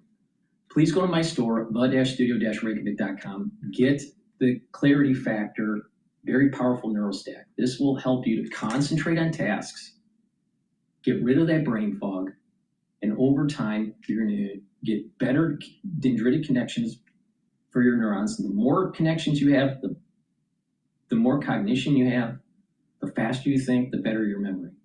It's a very powerful stack. Drink it with filtered water. Take it every day. Now, some people take it in the morning. Some people take it in the evening. I have a protocol for myself where I take it twice a day. All right. Myotrol. This will help to build muscle, reduce atrophy. Why? Because it helps with the gene expression. Now, myotrol has polyphenols, flavonoids, and lignans to help with that gene expression. You do some resistance training, it'll help you to build muscle, help you to maintain the muscle, and help to boost up your mitochondria so you have more ATP to maintain that muscle. Now, when you turn age 40, male or female, your gene expression changes. You are starting to methylate the genes that help to build your muscle. So you don't want the atrophy. So you need to take supplementation to slow down this methylization. So please go to my store, the-studio-reykjavik.com, and build up that muscle. Now, if you're an athlete, younger or older, you'll benefit from this. Increase your strength for your sport. But if you're 40 years of age or older, you will benefit also. Do a little bit of resistance training. You don't have to look like Arnold Schwarzenegger. But by improving your musculature, you're going to have better bone density. You're going to have better venous return flow because your posture is better. You'll be more active. So you'll have more vitality and your lymphatic flow will improve. So you're helping your immune system and your cardiovascular system by getting more muscle. On top of it, because of the myokines that are being produced when you're building muscle, it's helping your brain function because it's neuroprotective and it allows for dendritic connections to improve. So you'll think better. Now, they've done studies, autopsies, people that have more muscle versus ones that don't have more brain volume, more connections in the gray matter, and less inflammation, less micro strokes and all this stuff. So it's really important. People don't understand. Building muscle actually helps with your brain. But you get this added benefit of helping your immune system and helping your venous return flow and your musculature and your bone density. And just having more vitality. So please go to my store, get the Myotrol, get the Clarity Factor, stack them together to help slow down the aging process. And the things that I've been telling people to do for the last 6 years have been proven in this book. All right? This individual is an adjunct professor at Johns Hopkins University, MD, Ph.D. I've been proven that what I've been telling people to do to slow down the aging process and to help your brain health is right. So please go to my store. Follow my advice. This is what I have been doing for years. Now, if you don't want to follow my advice, maybe you turn into Alex Jones, a crazy conspiracy theorist that looks like he's aging 10 times faster than he should. Or do you want to take the advice of Dr. Paul Cottrell? It's up to you. It's up to you. But I'm not wrong. And I've been proven correct. Okay? So with that, let's continue on with the news, please go to my store, the-studio-reykjavik.com. The link is in the description of this video.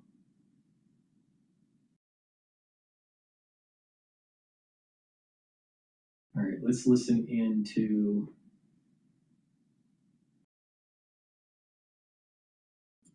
Fox News. We're back with Operation Epic Fury, and the U.S. and Iran reportedly receiving a two-phase ceasefire plan drafted by Pakistan.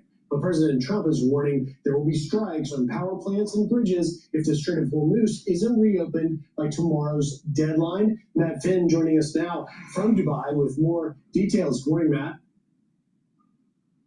Good morning, Griff. The AP and other outlets are reporting that Egyptian, Pakistani, and Turkish mediators have presented the United States and Iran with a proposed 45-day ceasefire plan that includes opening the Strait of Hormuz, which is far in the distance in the Persian Gulf behind me. Now, that proposal was reportedly sent to the U.S. and Iran last night. The Strait of Hormuz has become a key issue for any peace deal, as Iran is wreaking havoc on commerce and law-abiding ships trying to pass through that strait. Also last night, President Trump warning Iran of an 8 p.m. deadline tonight for Iran to come to the table where there could be many U.S. attacks tomorrow. The president writing Tuesday will be power plant day and bridge day all wrapped up in one in Iran. There will be nothing like it. Open the blinking strait, you crazy blink, or you'll be living in hell. Just watch. Praise be to Allah, President Donald J. Trump. Now, over the weekend, I met in person here with Dr. Samar Gargash. He is referred to as His Excellency here in this country. He's an advisor to the president here. Dr. Gargash tells me that if the United States presents the right plan, the UAE, the country that we are in, will join the United States in using force on the Strait of Hormuz. Dr. Gargash saying, quote, "We're not ready to act as a maritime force, but we will join any American-led effort, international effort, to secure navigation in the Strait of Hormuz. We are ready to play our part." Also, Dr. Gargash telling us that he considers the United States the UAE's greatest security ally, and that the UAE is ready to, quote, double down on its relationship with the United States right now. Griff. Matt Finn, live for us in Dubai. Matt, thank you very much. And with that, let's bring in Fox News contributor Byron York joining us. Byron, good morning. Let's just dive right into where Matt was talking about this reported possible ceasefire deal, but it comes with the backdrop of the most successful daring rescue mission in U.S. history, really showing Iran that there is nothing that we don't have the ability to successfully do. Where do you see things headed? Well, first of all, the rescue mission sends a huge message to our enemies and also to American forces. Obviously, to our enemies, it does show exactly what you just said, which is the United States can reach anywhere and do anything. And to our forces, it shows the United States Army or the United States military is always behind you, always behind you. That's an extremely important message to send to the troops. Now, you know, as far as what is going on, as far as the Straits of Hormuz are concerned, is that the president's Easter morning message clearly threatened attacks on Iranian power plants, on bridges, if they did not essentially open the strait by 8 o'clock Eastern time tomorrow night. Now, last week, the president was talking about getting other nations involved and having them police the strait if it were to reopen. So I think the president has maintained a lot of unpredictability on this, and I would imagine the Iranians have no idea what he's actually going to do.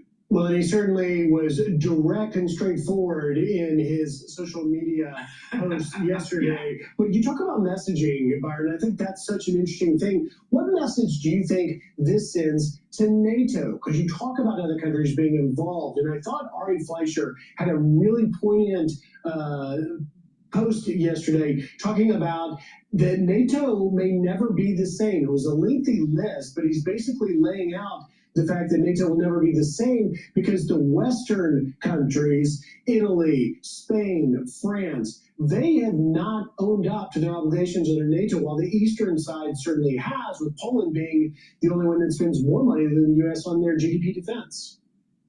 Yeah, this his posts, Ari's post, set off a number of arguments, but clearly what he was saying is that some of the Western European NATO countries, France, Spain, the United Kingdom, by their initial refusal to cooperate with the United States in this, had really set a terrible precedent for themselves. And here again, President Trump was not asking them to send troops. He was not asking them to engage in attacks. He was asking for overflight rights and the right to use air bases, which the United States basically finances anyway. And yet those nations refused even that level of cooperation. And what Ari Fleischer was doing was contrasting those nations with the nations in Eastern Europe, which in the much more recent years had experienced Soviet domination and knew what it is like to have an enemy very close to you, and their cooperation with the United States. So what Fleischer was saying is there could be big changes coming in NATO, a shift in power, some sort of change, but something is going on in NATO. We may learn more from the president himself at that 1 p.m. press conference today. Byron York, thank you for taking time. Thank you, Griff. Be sure to like and subscribe for all the Fox News All right, latest. before we go to the next video, please go to my store, the-studio-reykjavik.com, and get the ashwagandha root. Ashwagandha root will help to bring down cortisol levels and help to control blood glucose levels. That's really important. That's going to help boost up your immune system and also help with your cardiovascular system. And like I've been saying, by improving your cardiovascular system, you're also helping with your brain function. So please go to my store, the-studio-reykjavik.com, get the ashwagandha root. Now, lignans. Lignans will help to bring down inflammation, soak up free radicals. And when you do that, you're helping your cardiovascular system, your endocrine system, your immune system, your brain function, because you're bringing down inflammation. A lot of people don't realize that with the ashwagandha root, by bringing down elevated cortisol levels that are chronically elevated, you're helping the brain function, because cortisol that's elevated chronically will destroy tissue. Well, you don't want that, all right? Plus, high glucose levels causes inflammation. Well, you want to control that with the ashwagandha root. So this is the reason why you want to stack these together. Lignans will soak up those free radicals and bring down inflammation. That's going to help with the immune system and the endocrine system, the cardiovascular system. They'll even help with your joint health. But brain function too. Stack them together to slow down the aging process. I just gave you the formula, right, to slow down aging. But a lot of people, what they do is they don't pay attention, they don't buy the supplements, they don't take it regularly, and don't be surprised that you're on medication. And when you're on medication, guess what? You have side effects, and it costs you more money, and you won't have you won't have the vitality that you should have. My protocol works. Slow down the aging process. Now, please go to my store, get the ashwagandha root, get the lignans, stack them together. They also stack really well with the turmeric, which also soaks up free radicals and brings down inflammation. And you get all these different systems will start to perform better. So please go to my store, the-studio-reykjavik.com. Use discount 5, all caps, discount 5, and you get $5 off any order. All right. Now what I want to see here is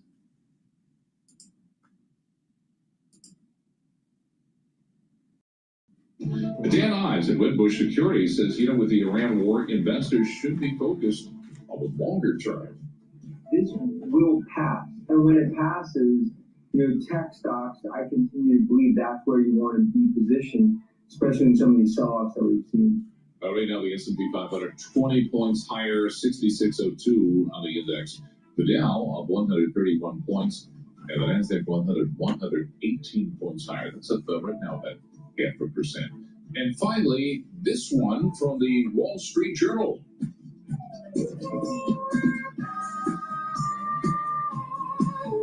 Apparently, people are reporting financial. Stupid. I wish they didn't play the music so I don't get a strike for Copyright. Award. Some sharing stories of sudden infusions of cash and new job openings. The song streams have surged, the number of streams in the U.S. increasing tenfold in the first half of March. Some users claim that listening to this song has brought them abundance and good fortune. I was listening to this song when I was filling out my bracket. Oh yeah, that explains. So, it explains. We check the markets and other stuff right here on Bloomberg Radio all day long. I'm John Tucker, and that's your Bloomberg Business Flash. Scroll and pull. All right, thank you so much, John Tucker. We have a new headline here. It's a red head, as we call it in the Bloomberg News world. Iran rejecting ceasefire, demands permanent end to the war. This is according to the official IRNA news agency. So as we have been hearing reports of countries like Pakistan, Egypt, and Turkey helping to push for a 45-day ceasefire with Iran. The U.S. obviously wants the Strait of Hormuz open. President Trump has extended this deadline to Tuesday, 8 p.m.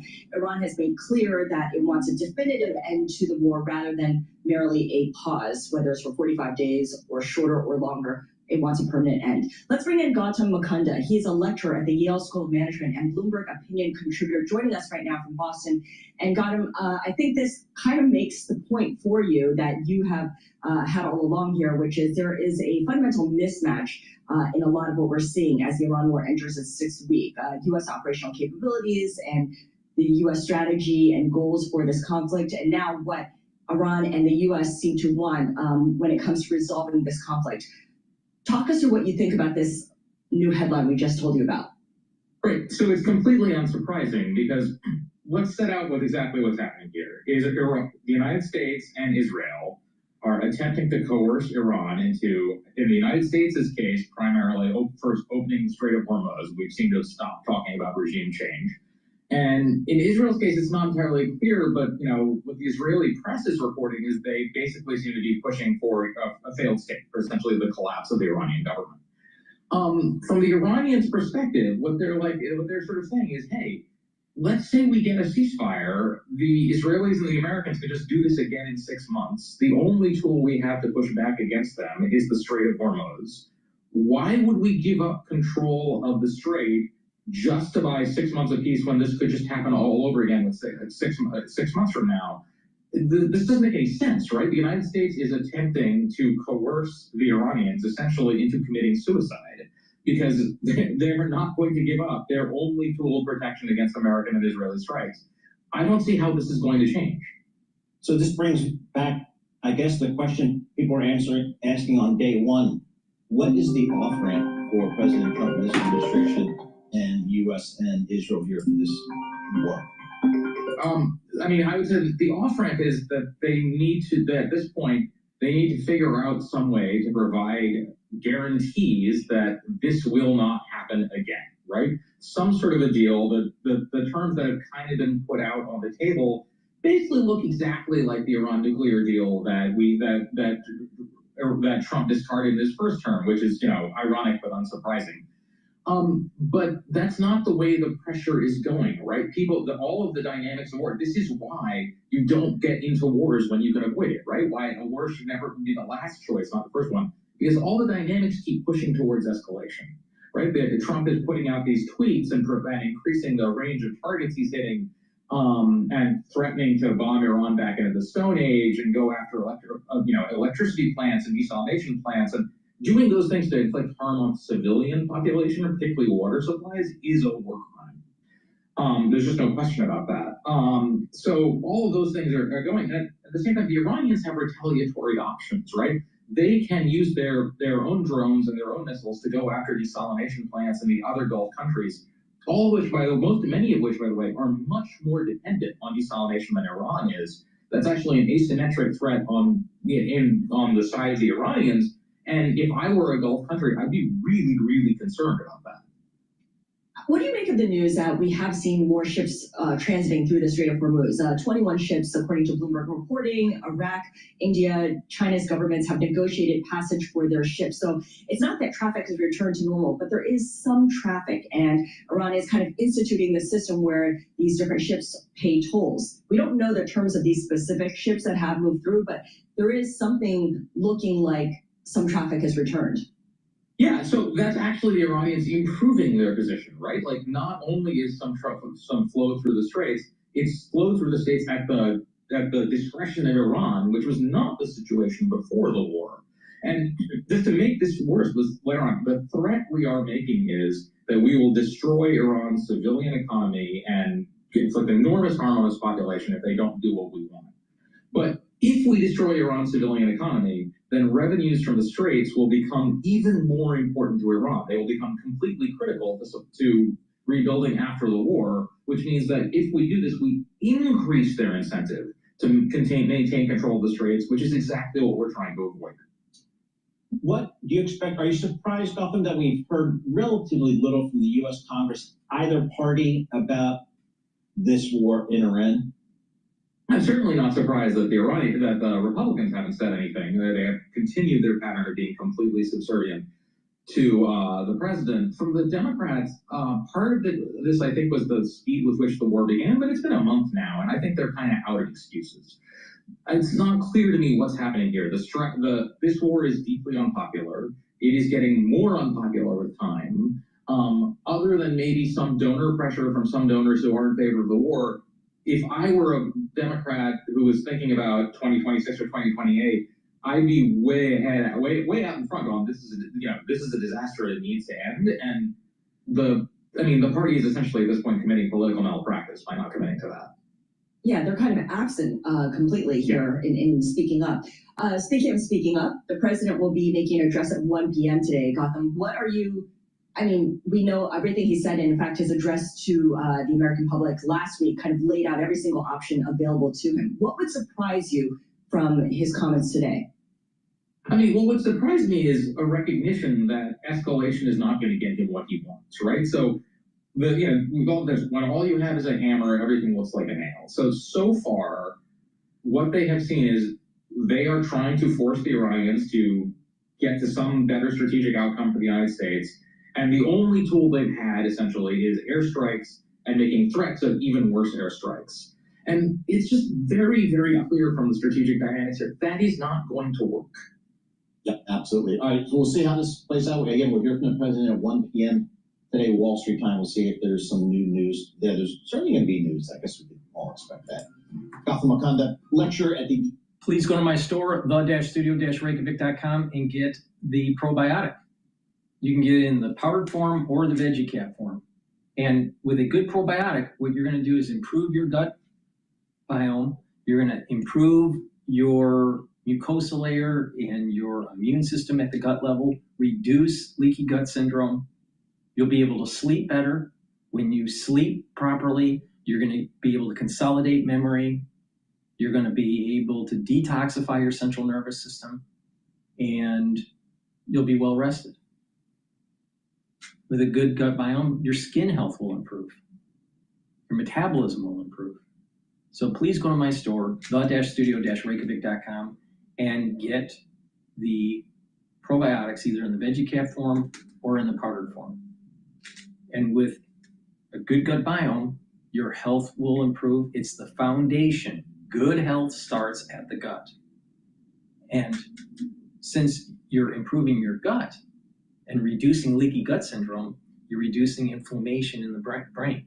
Because with toxins and particles that are in the bloodstream that cause inflammation, it can lead to the blood-brain barrier to leak and therefore cause inflammation at the brain level. So a lot of people don't realize that good gut health actually improves brain function because you're reducing that inflammation at the vascular level, and therefore your blood-brain barrier is going to be improved. So good gut health is super important to slowing down the aging process. And you get all of these extra benefits. So please go to my store and get the very high quality probiotics. Make sure you use discount 5, all caps, discount 5, you get $5 off any order. You can use that as many times as you want. I want you to save some money. Get these products in your hands, use them to slow down the aging process. All right? Go to my store, the-studio-reykjavik.com. All right. let's listen into Al Jazeera here and what's going on. You know, as we approach 1 o'clock, it's going to. I don't understand why they keep on calling. All right, so they, what was I saying? All right, let's just go to Al Jazeera here.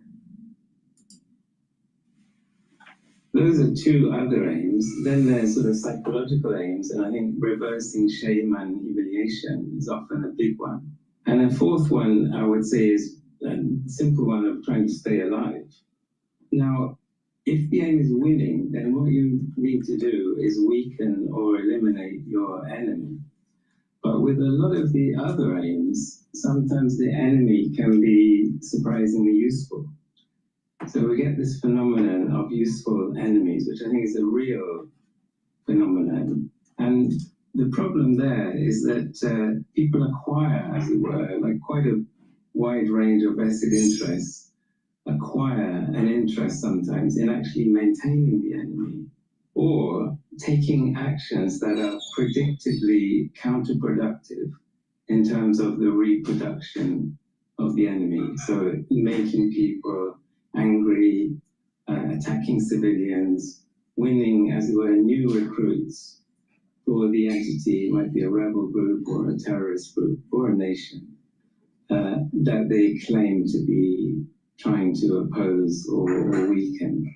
So there's a question mark I'm trying to raise in a way about the aims in a war and whether the enemy is somebody that you want to eliminate or somebody that you might be interested at some level in continuing the existence of.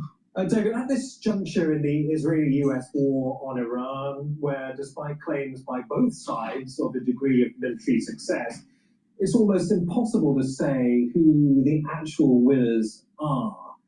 But given your focus on how you frame world conflicts, I wonder whether it's possible to ask who benefits from this tension the most without potentially the need for an absolute victory. Yeah, I mean, I think this is an interesting and complicated question. You know, one of the things that we can observe, and this is, I think, very common in wars, is that even when there hasn't really been a convincing victory by any party, you know, a number of different parties find reasons to claim that they have registered a success in the war. You know, and Trump, I think, awarded himself 15 out of 10 for his success in the war. Israel obviously would claim some security benefits. Iran can point to its ability to retaliate and so on. But I think if you can claim success, then that is kind of a political benefit in itself. Beyond that, I think that you know, the functions of war as a distraction and the functions of war as something that can quieten internal dissent and allow you to paint opponents as disloyal is something that is really quite important, you know, in the United States, in Iran, and in Israel. And I think there are elements, for example, of the Revolutionary Guards in Iran, you know, that have an interest in the continuation of sanctions, that have an interest in the continuation of international tension, pointing to common enemies, labeling dissenters as disloyal, and so on. So these things come into play, you know, and I think in terms of Israeli politics, you know, there's been a lot of trying to portray opposition as disloyal. There's been attempts to postpone accountability for corruption. There is, in a way, I think, a serial use of war, including in Gaza, which was really a genocide in my book, to distract from a process of accountability at home. I think Trump himself is very concerned with distracting people at the moment. Yeah, let me just jump in there and break down what you've just said, because you've made it sound as if the benefits of conflict for some countries far outweigh the desire for any kind of lasting resolution as a means of controlling opposition voices or any kind of opposition within those given countries. So war is the ultimate distraction, as you say. Well, it is the ultimate distraction. It doesn't mean that some of the threats are not real, because 9/11 was very real. Iran has made many threats against Israel, and so on. We have the horrific Hamas attacks on Israel and so on. So these things are not necessarily invented, and often they're all too real and all too horrible. But nevertheless, if we look at the pattern of responding to some of these events, I think it does predictably create new enemies. It does predictably enrage people. And so we have to look beyond the declared aim of weakening the enemy at the other possible functions, psychological, economic, and political, of taking these, what in my book are predictably counterproductive actions that are going to exacerbate conflict, that are going to perpetuate the war on terror, probably entrenching the Revolutionary Guards in Iran, though of course we don't know. We have to keep an open mind about these things. Just picking up, David, on something else you said, because I'd like to know how this narrative of, I guess, a kind of continuous existential threat allows countries to bypass demands within their own country. So let's say demands for economic reform, human rights, desire for an increase in public spending. Because in the first 100 hours of this conflict, the US burned through $800 million per day. I mean, that's significantly higher than the opening of the Iraq or Afghanistan wars. I mean, that's money that could have been spent on housing, on education, on healthcare in the United States, but it's been funneled into the war coffers. Yeah, and I actually thought, during Trump's first administration, the one sort of good thing about him was that he seemed to be relatively reluctant to launch international wars, and he had a whole critique of the neoconservatives and the way that, a lot of the elements of the war on terror, the waste of money, the waste of lives, and so on, that involved. And that to me was one really relatively convincing part of his campaign, but he now seems to have radically departed from that. And of course, Trump loves freedom. I mean, he loves his own freedom and the ability to change his mind, to set the agenda. And he has taken the United States in a radically different direction. I also think Israel has kind of adopted some increasingly drastic remedies to trying to solve the problem of its own security, as we saw in Gaza. So these things can kind of radicalize. And actually, I think if you create enough enemies, or you contribute to the existence of enough enemies, that in itself can encourage some very drastic solutions because of the fear of retaliation. Yeah, talking about drastic solutions, this is what the US Secretary of Defense, Pete Hegseth, said when he was questioned about the eye-watering costs of waging this war. He said, quote, "It costs a lot of money to kill bad guys. It costs a lot of money to kill bad guys." I mean, ironically, the Iranians have shown that they can fight an asymmetric war at a fraction of the cost. That must be a rude awakening for the Trump administration. Yeah, I think the Iranian regime has been quite clever in promoting influence in places like Syria, in Lebanon, and so on, at a fairly low cost. And a lot of it is encouraging militia strategies and recruiting people who are often quite impoverished at relatively low cost, providing training, which is relatively cheap, and so on. As far as the United States government is concerned, I think this division of people into good guys and bad guys is incredibly simplistic. And it goes back at least as far as the Vietnam War, And the idea there, as you know, was if we can just kill enough bad guys, kill enough Viet Cong, then this is going to solve the problem of Vietnam. But, we know that the mass bombing of Vietnam created a huge number of additional recruits to the Viet Cong. So those tactics don't work, and you have to think. Well, the thing is that he needs to take a page out of history and understand that the South Vietnamese was half-hearted in actually fighting in the war. And the United States picked the wrong side. We probably should have picked the North Korean side, or I'm sorry, not the Korean, North Vietnamese side, because the South Vietnamese didn't want to fight. And if we aligned with the North Vietnamese, we would have stopped the coupling between the North Vietnamese and the Chinese. Because at this time, China wasn't that strong.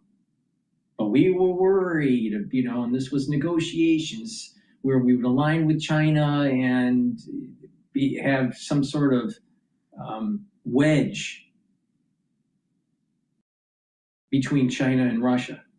And so this was some geopolitical play to go against Russia. But the South Vietnamese did not want to really fight in the war. They wanted country unification because of the fracturing from the French. The United States picked the wrong side. The dynamics of Vietnam were totally different. Now, there are some similarities. I agree with that. But the thing is that there's a major dynamic here that was different. The South Vietnamese was half-hearted in their war effort.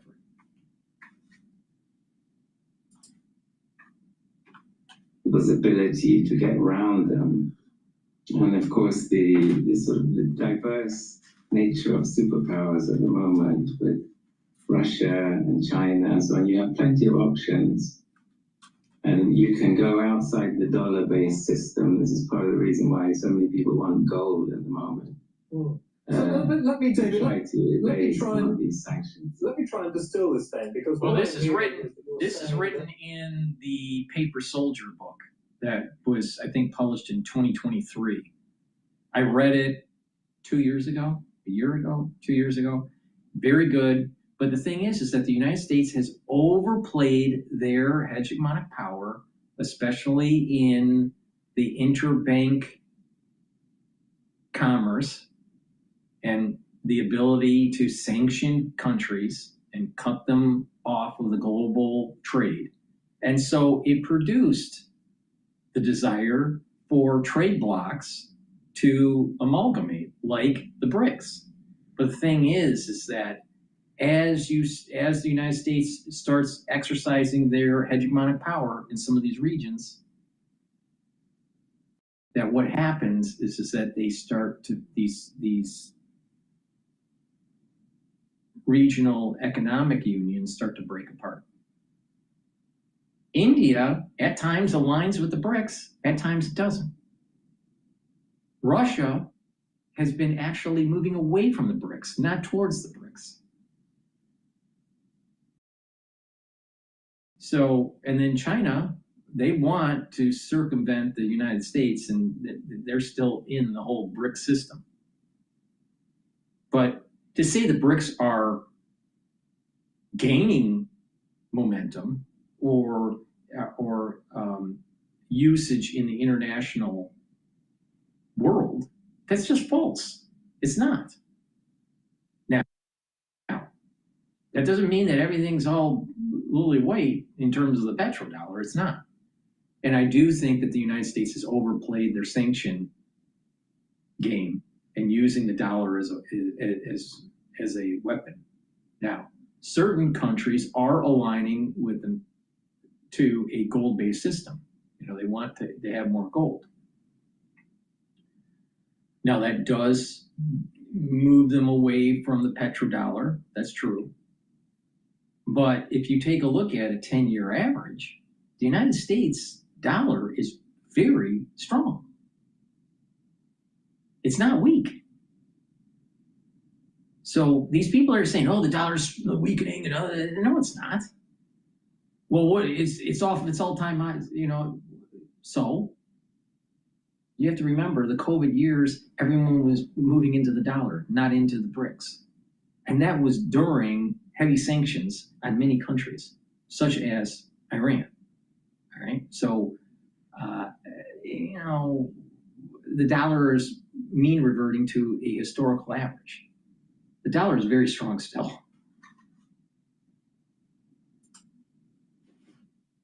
We had ISIS, which grew to a large extent out of Al-Qaeda in Iraq. So you have this sort of serial declaration of victories, and then people can relax for a little bit. But then something else happens. And a lot of times these threats are feeding into each other. There's a continuity between these organizations. I think, the destruction of Gaza, that is in a way a very distinct problem, but it was an action that was presented by Israel within the framework of a war on terror. In Sri Lanka, where I was in 2009, the government wreaked horrible destruction on the Tamil population in the name of an international war on terror. And it was actually difficult for Britain or the United States to criticize that. When they themselves were detaining people indefinitely, they themselves had the language of the war on terror, and we need to be ruthless. We need to suspend liberty to a certain extent in the interest of security. Specifically on the language used around the war on terror, I guess a very seismic symbolic shift at least came with the rebranding of the Secretary of Defense to the Secretary of War, the Defense Department to the War Department, because that signals almost a kind of move away from more of a reactive war on terror to a US administration that sought to project power, to pursue a peace through strength, I think is the words used by Pete Hegseth. So what's wrong with that? What is wrong with using your hegemonic power? See, the problem that we've had in previous administrations is we've been pacifists.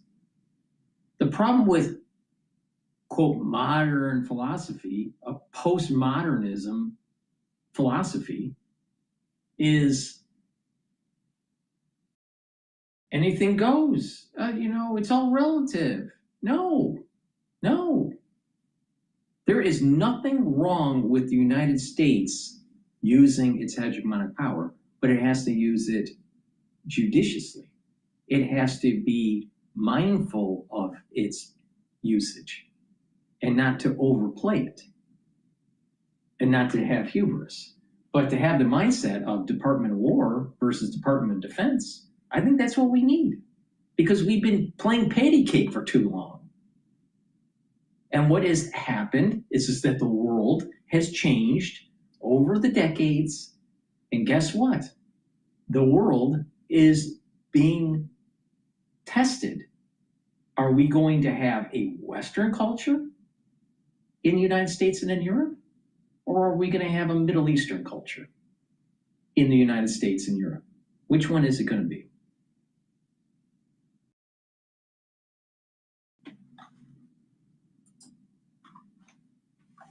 Dangerous and incredibly destructive.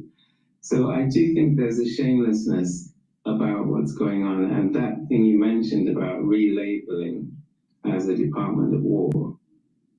Trump would say, well, this is honesty. He projects this image of honesty. I'm not a hypocrite. The liberals are hypocrites. I tell you the truth as it is. And he's made some considerable political capital out of that, in my opinion. But it's also a very frightening turn. David, talking about political capital, we've talked about the big powers. I'd like to talk about the small powers, if I may, because I wonder if the rise of non-state actors, Hezbollah in Lebanon, the Houthis in Yemen, whether they fit into this frame as well. Because I want to know if they are motivated by the same impulses that perhaps Iran or the United States may be for their own ends. How does your approach to this work when war is being waged by smaller paramilitary networks? Okay, some see Hezbollah as being almost a kind of mini franchise of Iran in the same way that you would view the branch of a bank internationally. But is that a wrong way of looking at this? Well, I think a lot of these non-state actors, they do very often have state backers, and we've seen it with Hezbollah, we've seen it with the Rapid Support Forces and the UAE in Sudan. So we can't sort of regard them simply as non-state actors. I think that, in the case of Hezbollah in Lebanon, there has been quite a strong effort from the Lebanese government to weaken Hezbollah.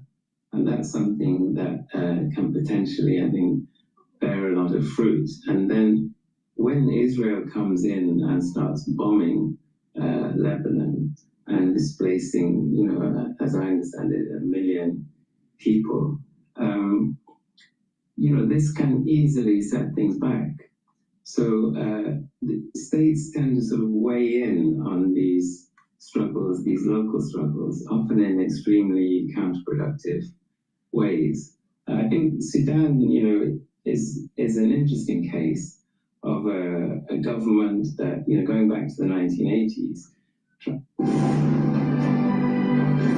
Breaking news. I'm going to be using it this much in my second term, but it's my honor, and they're the greatest people on earth. Our warriors are the greatest fighters on earth, and they very much appreciate you and love you, and that's why they do it. So this is all about today. I must tell you, I came out and I expected we were going to be talking about farmers, and we love our farmers. We were going to talk about so many different products, but you know what they want to talk about? Sir, this is about eggs. Eggs. Because we have the egg farmers of the entire country here, and they are unbelievable. And if you remember, when I first got elected, my first news conference with the fake news, a lot of fake news here today, but I had a news conference, and the first question, what are you going to do about eggs, sir? I said, what's wrong with eggs? I just got this. My second day in office, I had a news conference, and they were screaming at me, what am I going to do about eggs? And I said, well, it's like, tell me what's wrong with eggs. The price was so high. It was 4 times higher than it was a year before. I said, well, that sounds like a problem. Let me think about it. And Brooke Rollins, our great Secretary of Agriculture, she got involved. We all got involved.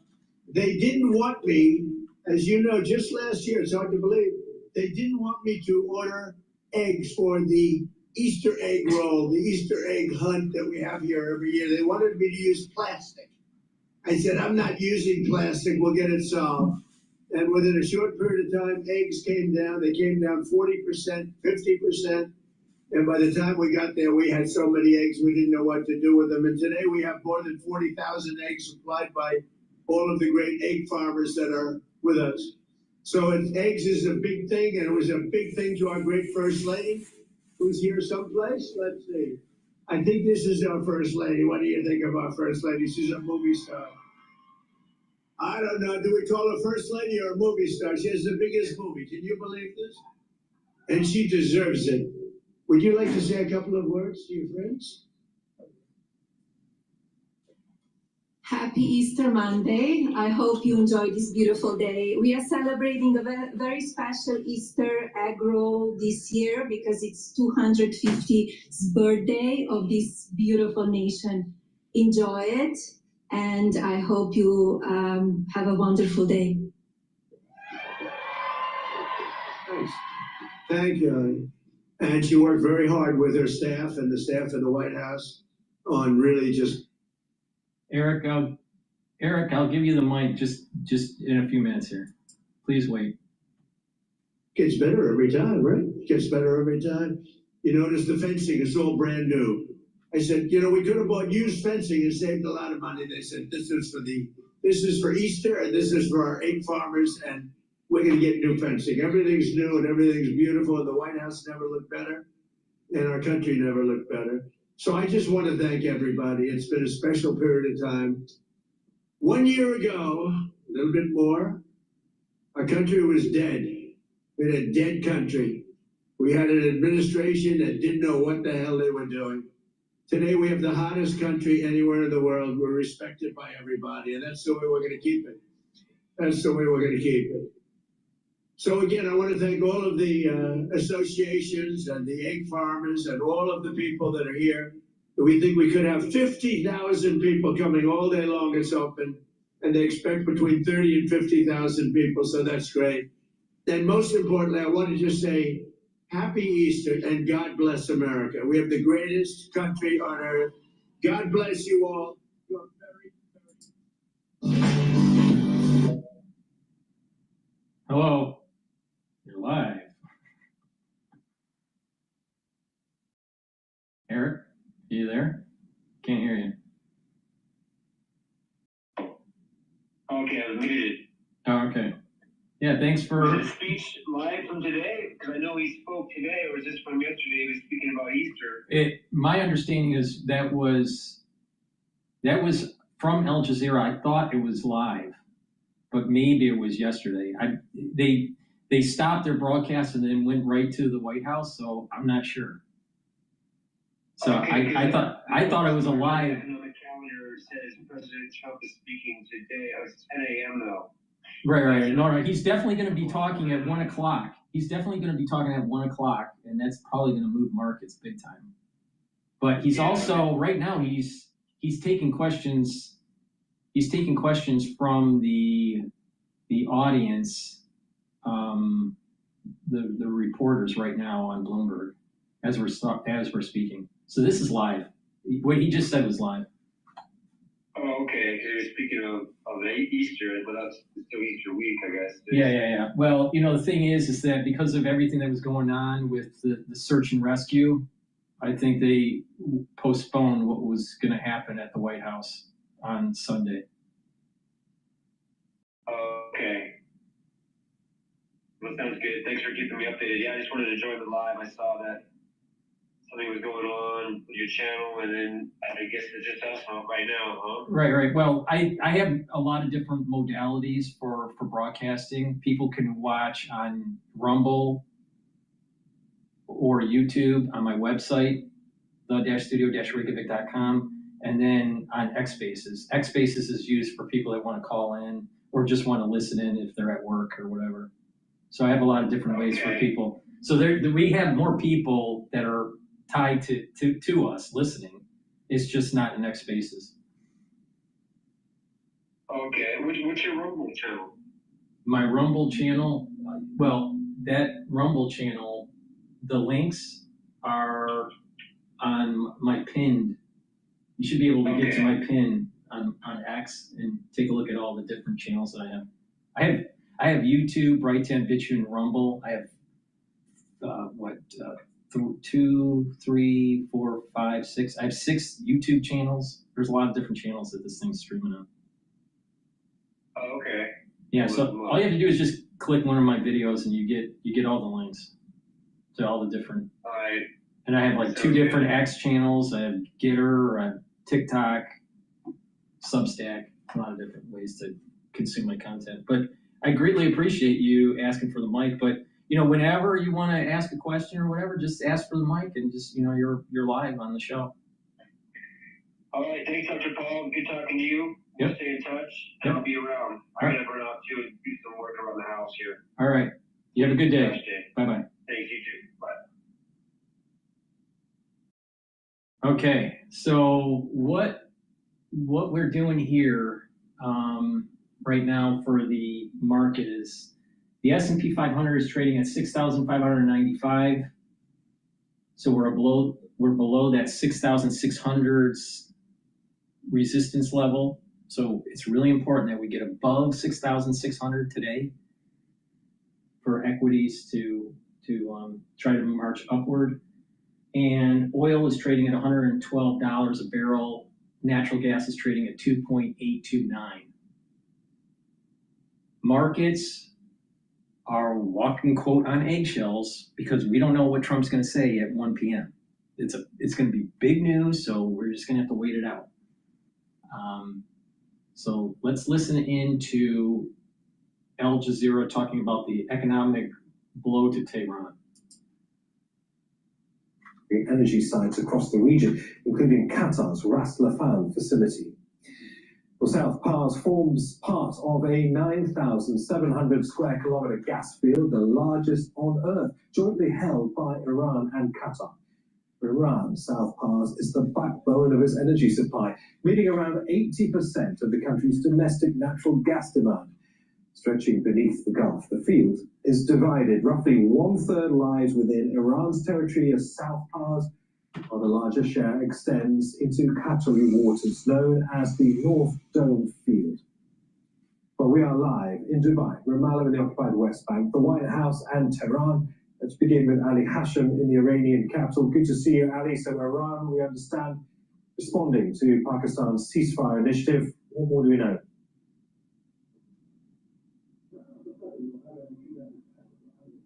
Well, Iran responded to the 15 points initiative that was, or at least 15 points that President Trump sent. The Iranians seem to have refused parts of this plan. Mainly, they responded with calling for peace to be across the region. They do not want a ceasefire. They have issues. They are having reservations. They're putting reservations on the idea of ceasefire. So they want a peace plan for the whole region. That means all regional conflicts that are already going on right now. They want them to be part of this solution. Second thing, that they want a protocol for safe passage in the Strait of Hormuz. This is what they are offering. Also, clearly, they're saying that based on previous experiences with the United States, they cannot accept a ceasefire. That's why they want something comprehensive and completely different. This is what the Iranians are putting now on the table. How, with the other side, how President Trump is going to deal with this is going to be the big question. All right, Ali, back with you in a second. Let's now speak to our White House correspondent, Kimberly Hackett, look at this in more detail with you, Kimberly. So, confirmation the Iranians are engaging in diplomatic efforts with terms of their own. We talked previously about dual-track diplomacy coming from the US, so issuing threats while apparently engaging in talks. Can you shed some light on where we are right now when it comes to the US stance? Well, it still is a dual track. What we know is that the vice president, along with Middle East envoys Witkoff and Kushner, and also the Secretary of State, but for the most part, the vice president has been leading these discussions and these back channel discussions with intermediaries. But the bottom line is that there has been no signature from the U.S. president on any deal that would lead to a 45-day ceasefire, because as you point out, the U.S. As this news is breaking, with Trump saying Iran's proposal is significant but not good enough, oil is starting to go up. Now we're trading at $112 a barrel, and the ETF UCO, which is the 3 times leveraged ETF for longing oil futures, is now trading at 40.53. Also, natural gas is ticking upward. It's now at 2.833. With these threats and that looming deadline of Tuesday, 8 p.m. at Washington time, for there to be some sort of agreement that would not only halt hostilities, but also reopen the Strait of Hormuz. In fact, the U.S. president continuing that maximum pressure in order to get Iran to comply, saying he will, quote, blow up the whole country if a deal's not reached. Now, the U.S. president is expected to have a 17 GMT press conference today where he'll be talking about the rescue of the second airman from that F-15E, a story that Al Jazeera English broke on Saturday evening. We're going to hear from the president and hopefully also get some clarity on where things stand, not only on the discussions, but also on whether or not he really is firm about this deadline, given the fact that the U.S. president has issued deadlines to reopen the strait before, only to extend them. Thanks, Kimberly. Back with Ali Hashem in Tehran. Ali, so as Kimberly was saying there, dual track diplomacy is happening right now, so the threat of violence coupled with the potential for talks, we have seen the threat of violence become a reality in Iran in the past 24 hours, particularly when it comes to the targeting of the South Pars facility by Israeli forces. What more are you learning on that?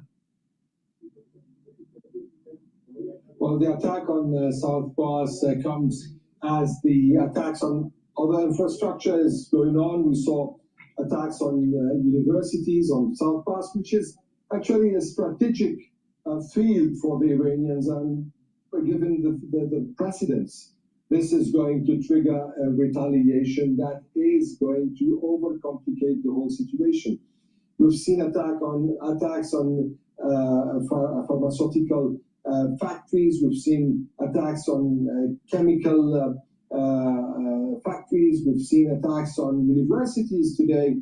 The University of Sharif, that's described by the Iranian foreign minister as the MIT of Iran yesterday. University of Ph.D. day before on Al-Musana'at and others and others and others. So what we are seeing currently is a kind of a deliberate attacking of the infrastructure, science infrastructure. And because they're attacking the petrochemical the industry in Iran, the bridges, the polytechnic universities, it seems to me that we are knocking out infrastructure for a ground invasion. And Trump has already made the decision to do the ground invasion. Please go to my store, the-studio-reykjavik.com, and get the magnesium and zinc. This will help to boost up your immune system and help with brain function. Super important, like I've been saying throughout this broadcast. Vitamin C and magnesium helps with your skin health, also boosts up your immune system and helps with brain function. Super important. Stack them together for the max benefit, magnesium and zinc, and vitamin C and magnesium. A lot of people don't realize you're probably deficient in magnesium in terms of slowing down the aging process, all right? A lot of people will look at, well, maybe they're not deficient in certain vitamins based on the FDA, recommendation. That's not the point. The point is, are you deficient on vitamins not based on the recommendation of the FDA? Are you deficient on vitamins in terms of slowing down the aging process? And most people are. So please go to my store, the-studio-reykjavik.com. Get the magnesium, boost up that brain health. It's super important. Most people are not consuming enough magnesium in their diet to be able to slow down the aging process of the brain and to provide neuroprotection. Use discount 5, you get $5 off any order. Please go to my store, the-studio-reykjavik.com. That are targeted are not cleared for publication, or that clearance is delayed. Like recently in Rishon LeZion, a building was heavily damaged. There was a crater in the road next to it, and almost 24 hours later, the military censor cleared for publication that was in fact a drone factory. So for now, what we know is that there is damage all across Israeli territory. A lot of it is focused on the center, and that's because most Israelis live in that area, but also importantly, there are very strategic military assets there, military bases. For the ones that are watching the telemetry of the market, you can see that the future CL, which is the futures for oil, WTI, it's ticking up. It's trading at 112.38, and the UCO is now at 40.51. So as we're approaching that 1 o'clock mark with Trump and with this news with Iran, and it's not this peace agreement is not good enough, it's looking like that we're going to hit Iran some more, and the futures price is moving upward. Related to Israel's capacity to intercept, but also the kinds of missiles that are being used by Iran. Nora de Ramah, thank you. was going to say, Mr. Ravi, he's live in Dubai monitoring developments across the GCC region. And Zain, I mean, last time we had an attack on South Pars. Actually, Zain, we're going to pause this conversation and go straight to Donald Trump. The one, they are both recovering very well. They were both injured, and they're doing well.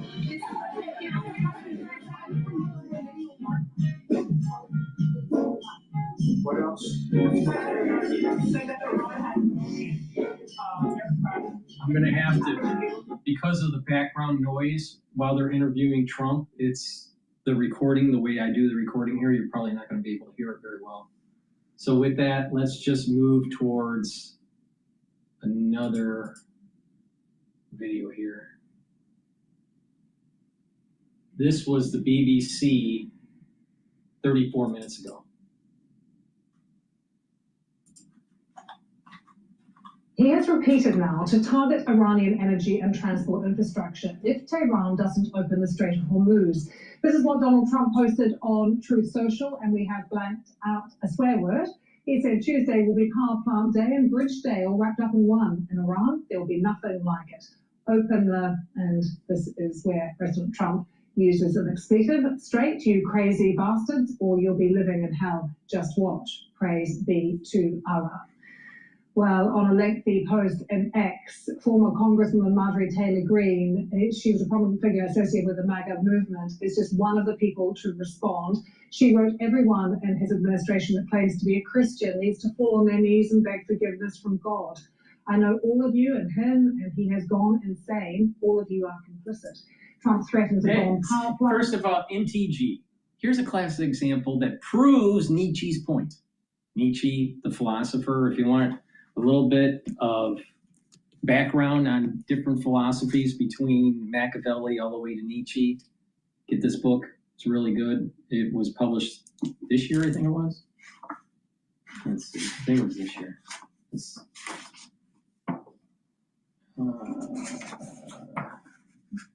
Harvard professor wrote this. It's basically a lit review of some of the works of different philosophers. And the last chapter is Nietzsche. I'm almost done with the book here. It was published last year by the president and fellows of Harvard College. But it's Harvey Mansfield. He's a research professor of government at Harvard University. So this was about philosophy, but it was more about political philosophy. Now, in Nietzsche, now why is this important? MTG, all right? She's saying, you Christians, you need to get on your knees and repent, and because Trump is a warmonger. Well, Nietzsche was saying that the problem with the Christian religion is that they have too much empathy, and because of that, it ends up people take advantage of them. Now, he had different moralities. He had the master morality, the slave morality, and the priest morality. All right. And in terms of the slavery morality, he was talking about how Christians and the Christian faith has a tendency to turn the other cheek and not to be more forceful against your enemy when you need to be. Now, that wasn't the case for all of Christianity, because obviously you had the Crusades. But the point here is that modern Christianity has a tendency to be a pacifist. And when you're a pacifist, you get taken advantage of. And this whole Christian nationalism is leading to, in the United States, a America First pacifist perspective versus America First use its hegemonic power perspective. You can be America First and still be engaging in the world on the international stage and deal with domestic policies. It's not either or. It's not mutually exclusive. You got to walk and chew gum at the same time. You got to be doing domestic and international policy.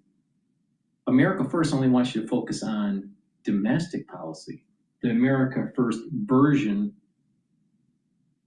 that MTG subscribes to.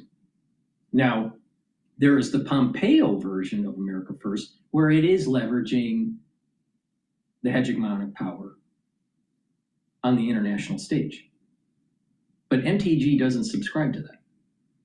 So the bottom line is this. She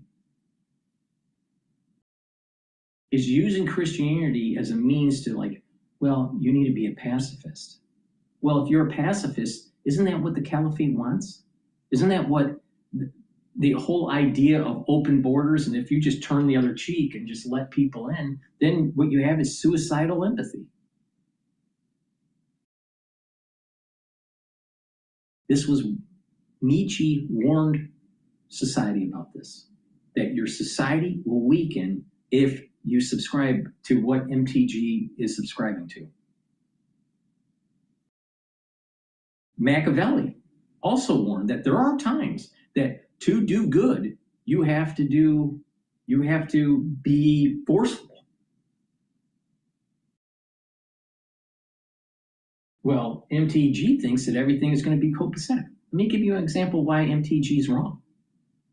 If we don't knock out Iran's theocratic regime, if they continue on the path of weapons of mass destruction, they will use them against regional players, against Europe, or even against the United States. When do you get engaged with this? When? When a missile is launched, and that's when you consider it an imminent threat? When they reach from 60% enrichment to 90% enrichment? Is that when it's an imminent threat? At what point do you consider an imminent threat?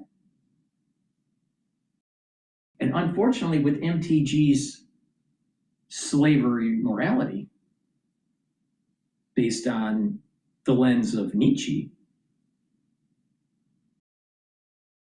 if you fight your enemy because it's an imminent threat, it's too late.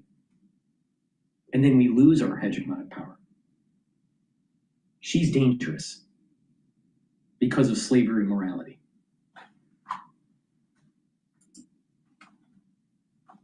Bridges hurts the Iranian people, the very people that Trump claims that he was freeing. We've seen some trolling of the president as well from Iranian embassies around the world. Reacting to that post, have a look at what some of them have been saying. This is the embassy in South Africa, who said, seriously, think about the 25th Amendment, Section 4. That's a reference to the constitutional provision which allows for the vice president and the majority of cabinet to declare the president unfit for office. So if you fight the enemy, you call them bad names. If you swear, you must be insane. No, he's talking military. He's not swearing. He's just talking military. Have you ever been around people behind the scenes that are in the military?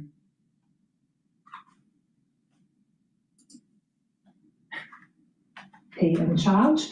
The Iranian embassy in Austria said POTUS has stooped to an unprecedented level of begging, laced with bitter, hollow rudeness and threats. The desperation is almost palpable, dripping from every syllable. Take it easy, Tiger, keep your cool, wrote the Iran embassy in Bulgaria. And in the UK, the Iranian embassy quoting the proverb, it is better to keep your mouth closed and let people think you're a fool than to open it and remove all doubt. And finally, in India. Well, I wonder what they're going to say when we actually blow up their infrastructure and actually have ground forces. You know, the reality of the situation is that the United States needs to knock out Iran's theocratic regime because they're out of control and crazy. You think Trump is crazy? Just listen to the Ayatollah for the last 47 years and what they wanted to do to the United States and Israel. And not only that, to Sunni Islam, because the Ayatollah is Shia Islam. The Ayatollah is crazy. They literally believe that it's their right to set the world on fire. Now the question is, what does setting on fire mean? Is it nuclear? I have a tendency to think that it's actually a fever, and that when everybody gets a fever, that means that a pathogen was spread. And biological warfare has extremely low barriers of entry. So the point here is that we have to solve the problem. We can't keep on kicking the can down the road. Please go to my store, the-studio-reykjavik.com. Get the structural nano silver soaps. You can get it in lemongrass and also in peppermint. I have those two in stock right now. Get a few bars for your household. These are very good for your skin and for the pores of your skin. Use it every day. It also helps to neutralize. That's super important, especially during the cold season. So please go to my store. Make sure you stock up on the structural nano silver soaps. Use discount 5 and you get $5 off any order. Get a few products. Use these products every day and you're going to actually improve your health and wellness. Let's continue on how bad Trump must be.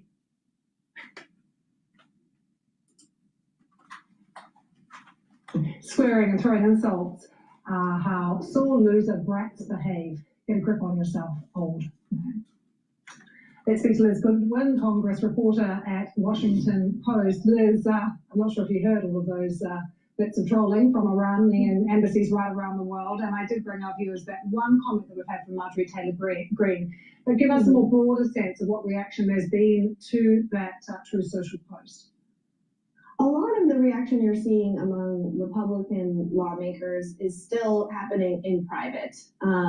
There's a feeling that, contradicting the president during wartime is not a good look. A lot of Republican lawmakers and Democratic lawmakers really don't like Iran, don't want to be seen as defending Iran even in this moment. But I think the questions around Trump's strategy, the way he's handling this conflict, especially as gas prices continue to rise, are peeking out to the surface more from, Marjorie Taylor Greene. She's now out of Congress. She's free to say these things openly. But you're seeing some more lawmakers question this. So we had Senator John Curtis say earlier this week that he thinks Congress would need to vote to authorize this war if it keeps dragging on. Initially, Trump said this would be a matter of weeks, 4 weeks maybe. Now, we're well past that date. And then you also have another moderate Congressman, Mike Lawler, who was saying that he also believes Congress needs to take back some of its authority now, even though he's not criticizing directly the actual war at this point. Liz, did the president get a bit of a bump, though, after the successful rescue of these airmen who were downed in Iran?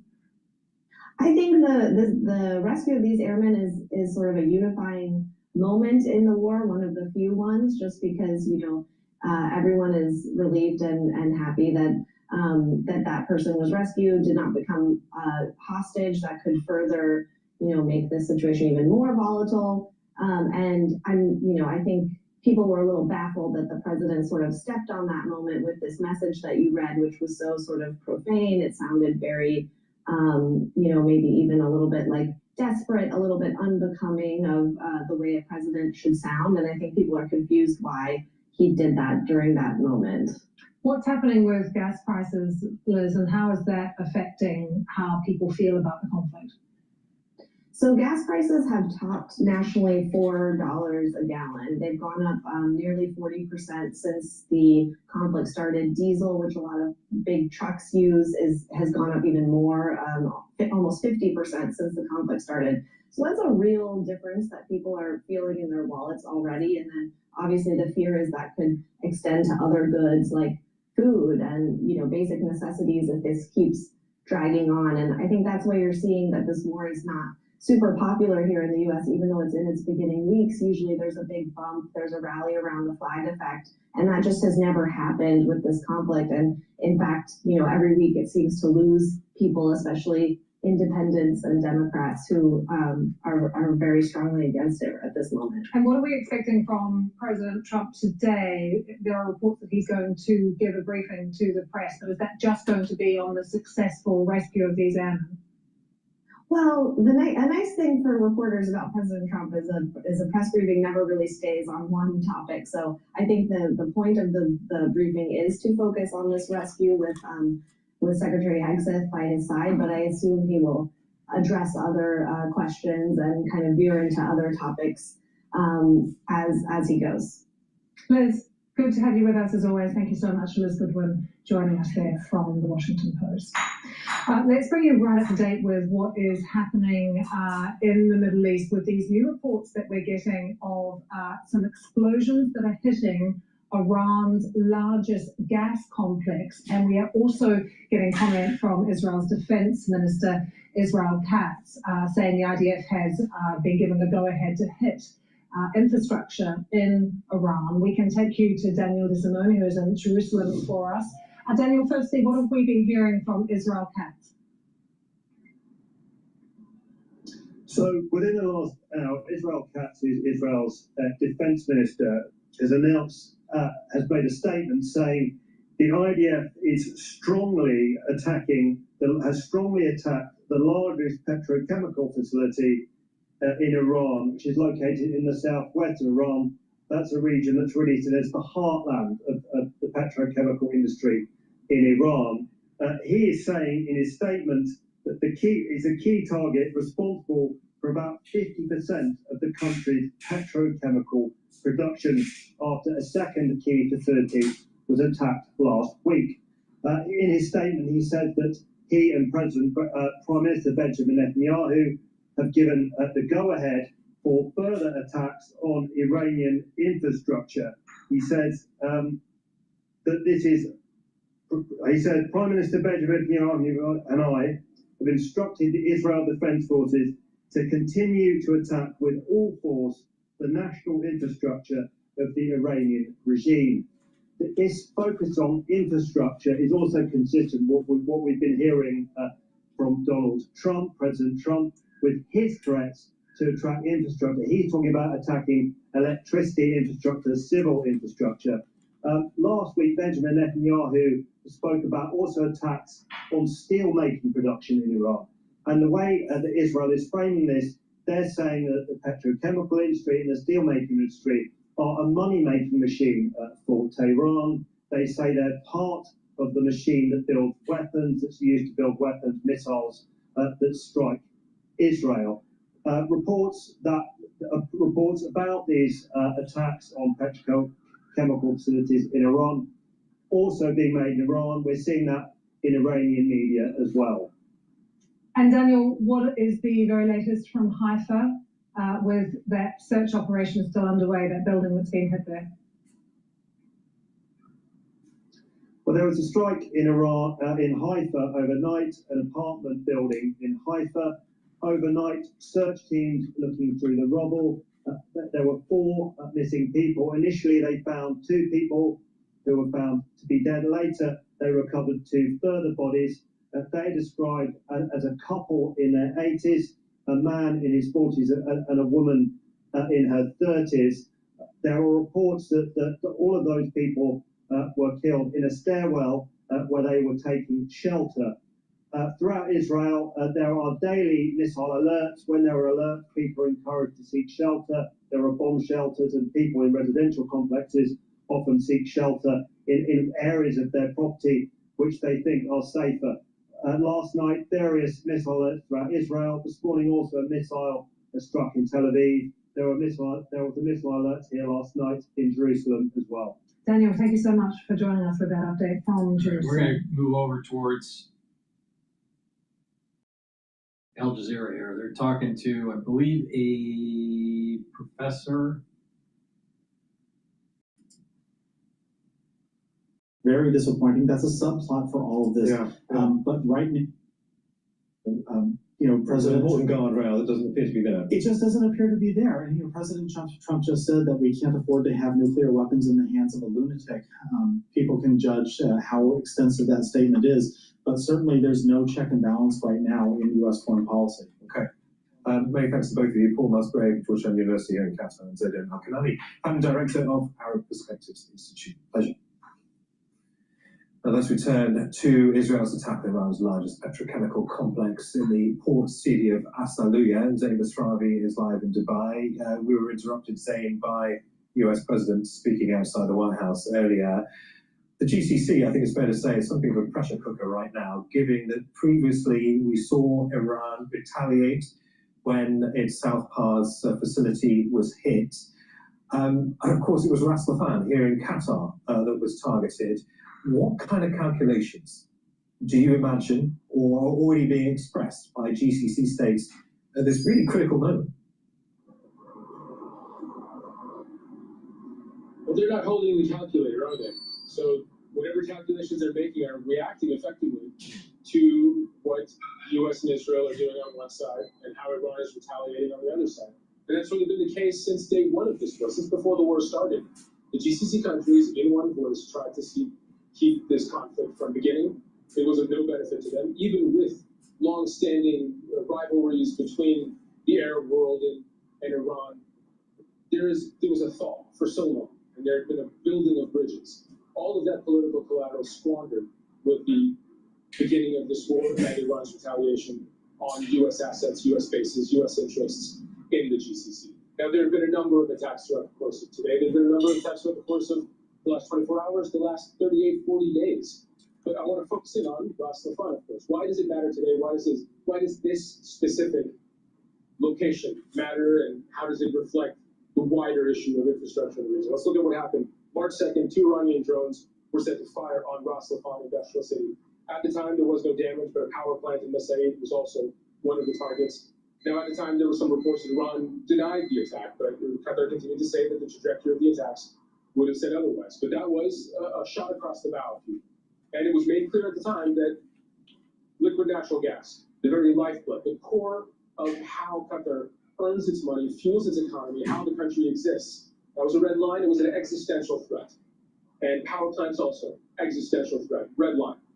Now, Israel carried out an attack on Iran's South Pars gas field on March 18th. On the night of the 18th and into the morning of the 19th of March, we saw Ras Laffan get there. We saw the industrial facilities there, the power plants around there, multiple strikes, and effectively brought the Ras Laffan liquid natural gas facility, one of the largest liquid natural gas providers in the world. 20% of the world's supply comes from Qatar, and is a massive part of European energy security and energy security in countries like South Korea.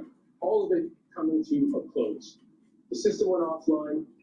Companies like Qatar Energy Shell having to declare force majeure to buyers of Qatari liquid natural gas. We're also hearing the headlines today really show the ramifications of that. Qatari LNG tankers being attempting to cross the Strait of Hormuz had to turn back. So what this attack has done is effectively bring the capacity of Qatar to generate liquid natural gas to a close. And if there is more retaliation, then that brings the threat of more attacks like this directly to the doorstep of GCC countries once again. So this is really a microcosm of what could happen. Understood. Saying many thanks, Mr. Ravi in Dubai. Now, the International Atomic Energy Agency has issued a statement on recent attacks near Iran's Bushehr nuclear power plant. In a social media post, the nuclear watchdog has confirmed recent impacts of military strikes near Iran's Bushehr nuclear power plant, including one just 75 meters from the site perimeter. The plant itself hasn't been damaged. It warns that continued military activity near the plant that's operating with large amounts of nuclear fuel could cause a severe radiological accident with harmful consequences for people and the environment in Iran and beyond. Off in London, we're joined by Elizabeth Poor. She's a senior fellow with the Atlantic Council's Transatlantic Security Initiative. Good to see you, Elizabeth. So Iran has criticized the IAEA response after the attack on Bushehr, saying inaction by the UN nuclear watchdog, quote, emboldens aggression against nuclear facilities such as this particular power plant. Do they have a point, Elizabeth? So, in a sense, they have a point, but in this conflict, really, the rules-based international order are being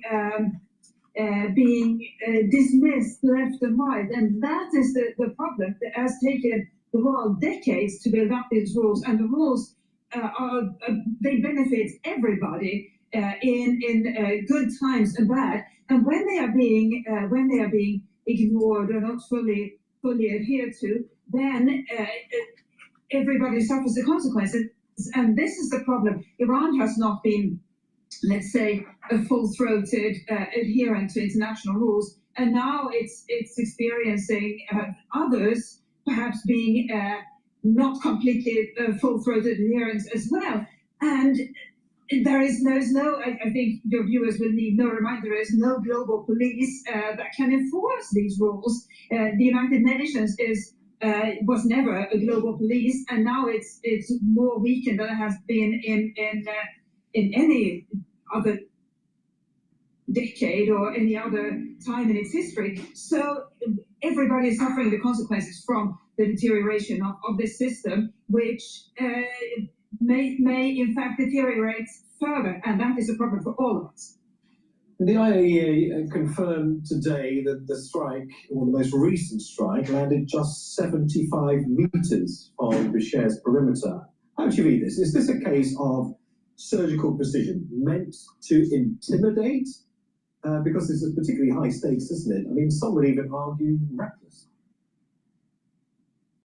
It is an incredibly frightening situation.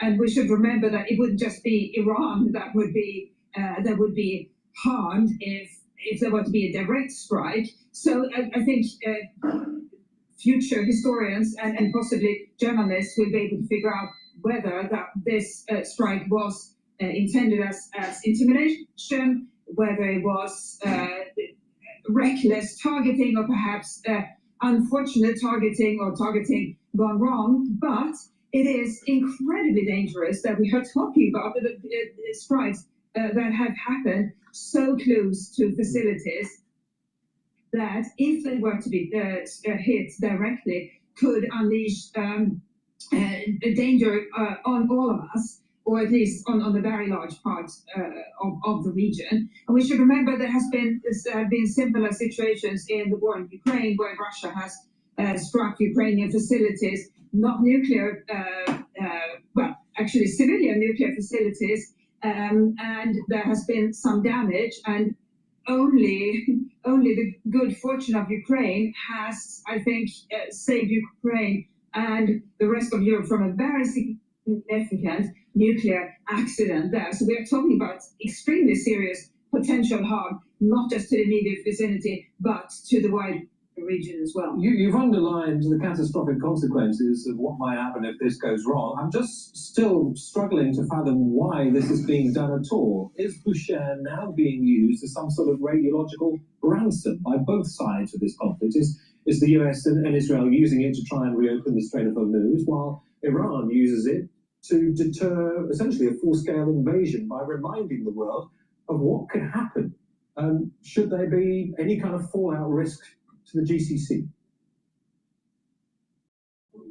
I think you're right, and the fundamental problem is that the JCPOA was, so the Iran nuclear deal was abandoned first by the first Trump administration, and then after the first Trump administration had abandoned it, Iran stopped adhering to it as well, and then the other participants, including the European Union.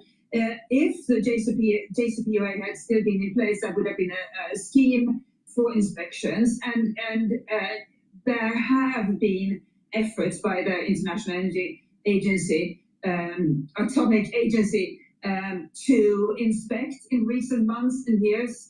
Iran has not been particularly forthcoming in allowing access, but now that this war is taking place, clearly it's impossible for the IAEA to conduct any inspections whatsoever, and that leaves everybody worse off. There is a guilt on both sides in this war, but I think the bottom line that the world could and should agree on is that giving the IAEA an opportunity to inspect is the very bottom line, and that is something that was in place under the JCPOA. Donald Trump, of course, tore up when he first became president. Elizabeth Braw, senior fellow with the Atlantic Council's Transatlantic Security Initiative. Thanks for joining us on Al Jazeera. Okay, it's now to Jonah Hull in London as we chart market reaction to the war. Well, hello there, and welcome to Al Jazeera studio here in London, where we're assessing, as you say, the economic fallout of the Iran conflict. Asian stock markets rose slightly, while European markets are closed for the Easter holiday, but investors remain wary after those threats by the US president against Iranian infrastructure. That is key, of course, to this figure. the oil price, $109 a barrel currently, and the cost of oil, of course, directly influences one major sector in particular, and that's travel. Well, here in the UK, travellers are having to reroute their holiday plans, not just because of the rising cost of jet fuel and the way that it's beginning to push up the price of air travel, but because the UK government is also advising against all but essential travel to the Middle East. Sonia Gallego reports. Well, it's that time of the year where families are deciding whether to go abroad for their holidays. They usually try and take the opportunity to try and get some extra sun, which you will not get here. But this year, some families are choosing to stay closer to home. Why? Well, the rising cost in energy, food, and mortgages caused by the war on Iran is also hitting holidays as well. And it's not just the flights, the hotels, even spending money abroad is costing so much more. So families are having to reconfigure what it is that they want to do this year and how to save a bit more money in a year which is already proving to be financially quite constraining. We'd like to go away, but obviously we have not booked anything yet. And but probably if we're going to do it, it has to be over the next few days. But on the other hand, who knows, things can be resolved. What's putting you off? The flight is essentially not only the price, but also getting to the actual time and then being cancelled for any unexpected reason. There's an awful lot of uncertainty there. We'd be very skeptical to do anything until we know what way things are. You know, there's just so much uncertainty. Are you thinking about taking a holiday abroad this year? Probably not, no. Why not? I think just with rising costs and uncertainty around, I think we'd probably explore more in the UK than abroad. Yeah. Staycation it is then for you. Staycation, yeah, it is, yeah. As a shift, the travel industry is watching closely because the war on Iran has sent fuel prices surging and it's weakened the pound as well. There's also uncertainty about how far this crisis could go. So it seems for some that the staycation is back, not by choice, but by circumstance. But many, the question will be not if they can take a break, but how far they literally can afford to go. Sonia Gallego, Al Jazeera, London. With me now here on set is Kona Hack, commodities consultant and former head of research at ED and F. Man, the commodities merchant. Good to see you again, Kona. We'll talk about the travel aspect in a moment, but let's first deal with this idea of uncertainty, deep uncertainty that a lot of people feel that is multiplied day by day, particularly in the recent days with these threats and counter threats. We stand again on the precipice between a possible deal and a possible escalation. How are the markets after this Easter break likely, do you think, to deal with it? They're cautioned. I think they're looking at it with a little bit of apprehension. They're not quite sure whether to go up or down in terms of bullish or bearish. There's also a little bit of headline fatigue coming in because they've been here before. I'm going to pivot over. To CNBC right here. Get their perspective. Positions. CTAs, they may be net short positions. No, they are, according to this. They're about 18.5 billion short. Right. So that is potential buying firepower that has to come in. So the only question to me is, and this is a question nobody can answer, what happens? Do you go after Iran's energy infrastructure? If you do, then you'll put a floor under oil at a much higher level, and that could really turn over the apple cart. Overall, I agree, intermediate, it looks fine. Long-term looks fine. It's no secret you have 14%, 14.4% earnings growth this quarter. So that is attractive for stocks. The guidance, I don't know about the guidance. Is it going to be somewhat couched and we don't know what happens? Probably. Yeah, it should probably. But overall, productivity because of AI is increasing dramatically. We always, not always, but you try and criticize. Oh well, they're going to never waste a crisis, so to speak, to think about how you guide. But I think post Liberation Day period and also now, given the war uncertainty, it's fully justified for CEOs on these earnings calls to say, I mean, we feel pretty good about the environment, but we just don't know if this lingers on any further. That's going to leave people maybe dissatisfied, Jimmy, with what CEOs see. But until the numbers change, like the Weiss talking about 14.5% yearly earnings growth, then the commentary doesn't really matter much. Yeah, so talking about earnings growth, and now we're up to 16% projected year-over-year growth. The amazing thing to me is that earnings estimates for this year on the S&P 500 have increased by 3% since hostilities broke out. And some may want to say, okay, well, that's higher energy prices flowing through to energy companies. It's not. I mean, that's a part of it, but 3 times that effect is going to be felt in technology stocks. And by the way, it's going to be a good 3 weeks or so before we get technology stocks reported. So I think the real danger to this market, if there is one, is that technology stocks disappoint either in reported results or, Scott, as you're just pointing out here, in the guidance. But we've got what are the chances of that, honestly? Well, here's I don't let's think just it's a high chance. let's just not state it as throwing it out there in the wind. What are the real probabilities that these big tech companies are going to disappoint on their numbers or their spending plans and all that? There's Honestly, 2 things to consider. One, expectations are high. They've done nothing but rise over the last 3 years. The second thing is there are going to be margin pressures, particularly from the semiconductor space. We do know that there are pressures on the supply chain in semiconductors. We all know very well what's going on with memory chips and pricing there. So I don't think, let's be clear, I don't think these stocks are going to disappoint, but I don't think we can rule out that along the way there are some disappointments. Remember, by the way, last quarter, Microsoft, for instance, disappointed because they were supply constrained in building out Azure growth. So things like that can happen. But ultimately, just go back to this week.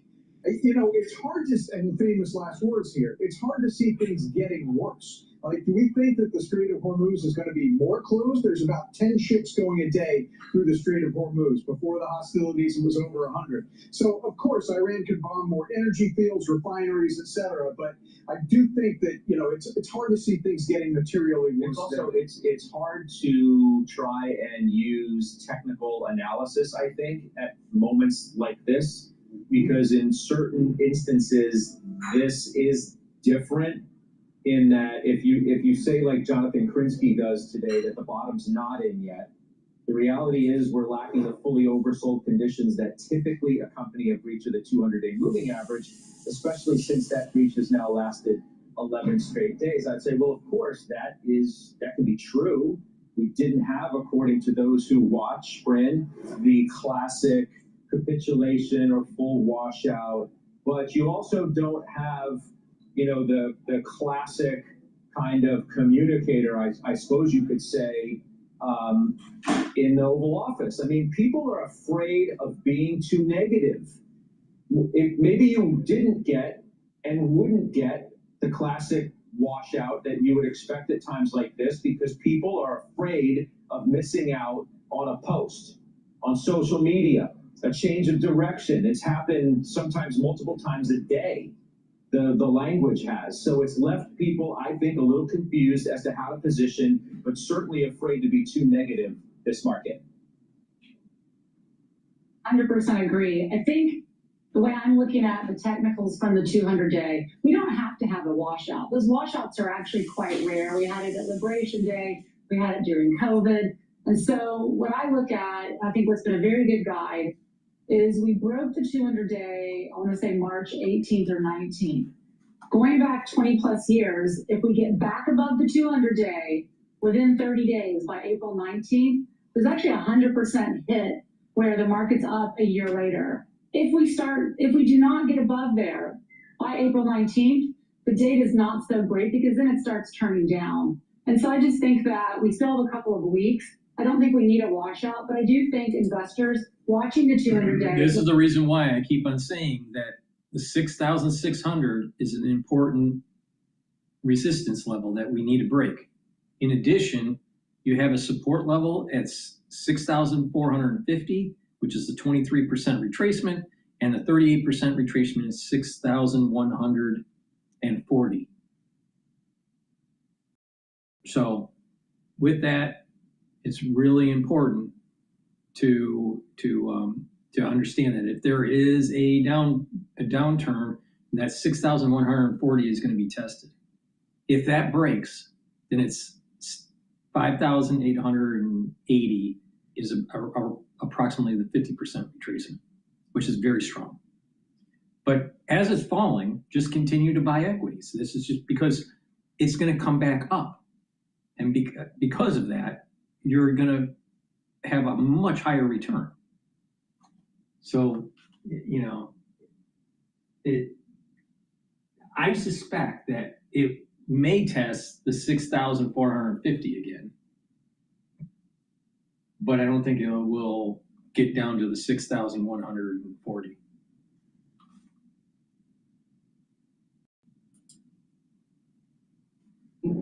Both ways. In a highly foggy and opaque environment, I could easily make as negative a case as I could a positive case. Yes. Ceasefire, you get all negative, you get a ceasefire, market's going to rip. In part because the shorts, there's still a lot of shorts at the institutional side. You get a short covering rally like that. You get all, you know, bulled up, and then you get some degree of escalation. Okay, well, obviously, I can make a cogent case that the market's going to be susceptible to significant downside on that. So then just X both of those out, play the hand you got. Play the hand you got is that earnings are expected to be good. The macro environment is still pretty good. I know there are risks, and Jamie Dimon mentions them in his shareholder letter. Yet again today, some are worried about the Fed making a policy mistake. But again, cut out all that noise and just play the hand you got right now. Markets, I mean, the economy's pretty decent. The jobs report surprise to the upside. You can hit it on some of it was volatile and, you know, the revisions, et cetera. But that's what I think we're looking at. And I think you're correct. And I think what that means to the viewers and certainly the wealth management industry, Jimmy, is that this isn't an inflection point. This isn't something that is similar to what we were experiencing in the early 2000s or around the great financial crisis. This is something where we have elevated volatility, a recalibration on valuation, and therefore we have corrective price action. Let me hold you just for 2 seconds. We're going to go to the White House. Megan Casella is there. The president is making some comments. Obviously, this morning, and let's listen into what Megan's reporting is. Hi there. Scott, that's right. This is the second time now we heard from the president out on the South Lawn this morning ahead of his 1 p.m. press conference. And what he was doing here is he was knocking down the idea primarily of that 45-day ceasefire proposal that we've been talking about so far today that's being pushed by intermediaries. This is the idea that a 45-day ceasefire would take effect ahead of the president's tomorrow 8 p.m. deadline to reopen the Strait of Hormuz while a broader deal was being negotiated. What the president said just now was, quote, "The only one that's going to set a ceasefire is me," referring to himself, knocking down that idea. The proposal he had earlier called it not good enough, but a very significant step. So more to come possibly in the later press conference about how he feels and how he does want to proceed. He also was really maintaining a firm deadline on that tomorrow 8 p.m. deadline that he set. Of course, he has moved this around a few times. That's the deadline for the Iranians to reopen the Strait of Hormuz, or he says he'll be targeting things like power plants and bridges. He says that, yes, that is the final deadline this time around, and he also appeared to brush off any concerns that targeting those power plants and bridges, given that they are civilian infrastructure, would amount to a war crime. He said he wasn't worried about it, and he said instead that the only war crime is allowing Iran to have a nuclear weapon. He also gives a little bit of color on how negotiations are ongoing, or at least who is leading them. He said that the Vice President, J.D. Vance, is involved in those negotiations with the Iranians or with the intermediating countries. He also said that Steve Witkoff, the special envoy, and Jared Kushner are involved in those negotiations as well. And when he was asked whether the Vice President might be dispatched to have some in-person meetings with the Iranian counterparts, he said he could be. So more to come on that front as well, Scott. All right, Megan, thank you. Megan Casella, head of the president's news conference, about 45 minutes or so from now. Please go to my store, the-studio-reykjavik.com. Get the structural nano silver lozenges. This one is the orange splash with the vitamin C. You can also get it in Manuka honey. You can also get the drops in blueberry, cherry flavor, and also in honey and lemon. These drops and lozenges will help to reduce throat irritation during the cold season or the allergy season. We're in the allergy season now. It behooves you to get a few bags of the drops and lozenges now. What it'll do is it'll create secretions to protect your oral pharynx and your epithelial cells in the oral pharynx and reduce that irritation, but also to neutralize if you need to neutralize something. So it's really important to have. It's made from structural nanosilver, very high quality. This is way better than any other lozenges, any other of the lozenges that are out there that are not structural nanosilver. Structural nanosilver lozenges are by far the best to use if you have throat irritation. Super important.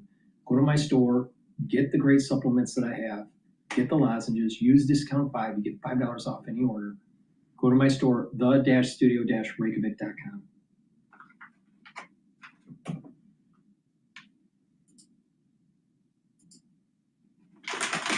People are going to seize it. So, look, I don't really know what value is anymore. When I take a look at Cottrell, which I own, which used to be a value stock, and now it's still overvalued. So I think the waters have gotten murky, clearly. The only one that's drawing the lines towards value versus growth are the ETFs that are the value ETFs, because it's got a title to it. Let's just say almost everything but tech. So, I yes. guess for the context of That's this. fair. For this conversation. The outperformance of energy and materials has contributed to value surging and having this mean reversion advantage over growth. If you were to tell me as we move forward to Jimmy's point that things don't get any worse and oil prices retreat, then I'm with you, Steve, because then I think it's about the Mag 7. I think it's a rebuilding of position and technology. And I think overall, you want to be tactical.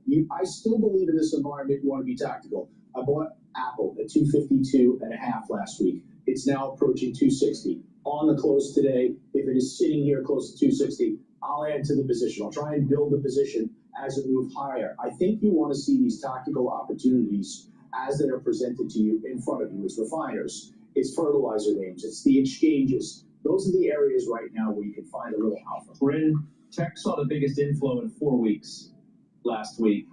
The gains for a lot of these mega caps over a 1 week period have been pretty darn good. Alphabet up 9% in a week. Now, a lot of these names I'm going to read to you certainly needed this, because the week prior, it would have looked like the opposite. Meta up 7.5% in a week, Nvidia 7%, Amazon, Apple, and Microsoft all with pretty good gains. And as we said, tech had the biggest inflow in 4 weeks. So in times of uncertainty, especially about the macro, perhaps, money's going to flow right back. And we're learning that lesson over and over again. Yeah, and then also to that, the premium of these tech companies to the S&P has come down dramatically. And so I think it's hard to get too bearish on tech in general, because as we said at the beginning of the show, albeit it's concentrated, all of the earnings growth is coming from, or the majority is coming from technology. And ultimately, these companies are investing in a new technology called AI. There'll be a ton of waste. We see a ton of waste at Meta that they've already wasted. But ultimately, I think it's just too consequential if you're going to get bearish, because these names are just such a big part of the index. And also going into earnings, I think Google's going to have great earnings. I think Apple's going to have great earnings. So why would you want to be bearish on these names after they've already had a correction, when in about 2 weeks they're come out with earnings, which I think will be very strong just in aggregate? Yeah, what do you think, Joe? I mean, Nvidia's gotten 170 back the other day, right? We had waited, it was stuck, it got above, and it's held. So, now it's nicely above. But there's the dip last week, and then the recovery. Look, I've spoken over the last several weeks about how I don't understand the frustration that appears to be exhibited in the industry regarding the performance of NVIDIA over the last 6 months. Okay, it's down 4%. I understand that, but it's basically consolidating. And I think your expectation is that this consolidation base leads to, over the next 6 months, an overall advance. I don't think anything about the semiconductor industry is telling you a story that we're going to see a deterioration in the quality of earnings. I think when you look at the semi-equipment names, I think when you look at some of the semi names like AMD, there's a really embedded, powerful story underneath that's suggesting AI is advancing much faster than we anticipated. Agentic AI is advancing much faster than anticipated, and therefore the need, the pull, the demand for these chips is going to remain insatiable. Well, sure, but if you look at, Jimmy, we can just look at Micron for a moment. I know you don't own it, but it needs to be looked at almost every day. So it's 380. Let's back it out for, I don't know, a month. Let's take a look at a month, because it tells the story here. There's your big slide down. So it was $314 on March 31st. It's had a nice move, obviously, since that. So we're at 381. this is almost now a barometer for how the semis are being perceived within the market. Or at least a segment of it, which is the memory chips. And as I mentioned before, there's high demand for the memory chips. Prices have been going higher. And unlike normal cycles for memory chips, there hasn't been a flood of new supply coming online. So that slide over the last few weeks is not because of new supply. It's because of companies that use these chips finding other solutions, finding more ways to be efficient, and perhaps decreasing the demand.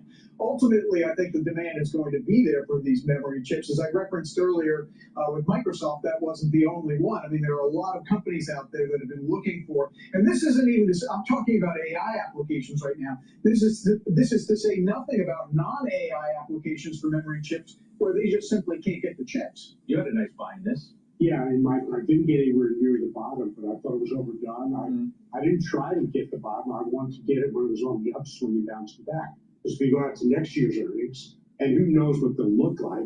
But right now, the guidance or the prediction for next year's earnings from analysts is that it's a very cheap stock. It's back to where the commodity should be priced. But to Joe's point, at AMD, if you look at the chart on NVIDIA, to your point, or AMD or Taiwan Semi, they're all in consolidation phases. Now, they didn't have the big drawdown that NVIDIA had, but that's where a lot of tourist money is. So I think the whole space is really consolidating at this point. Brandon, the only other stock I want to hit before we take a break right now is Tesla.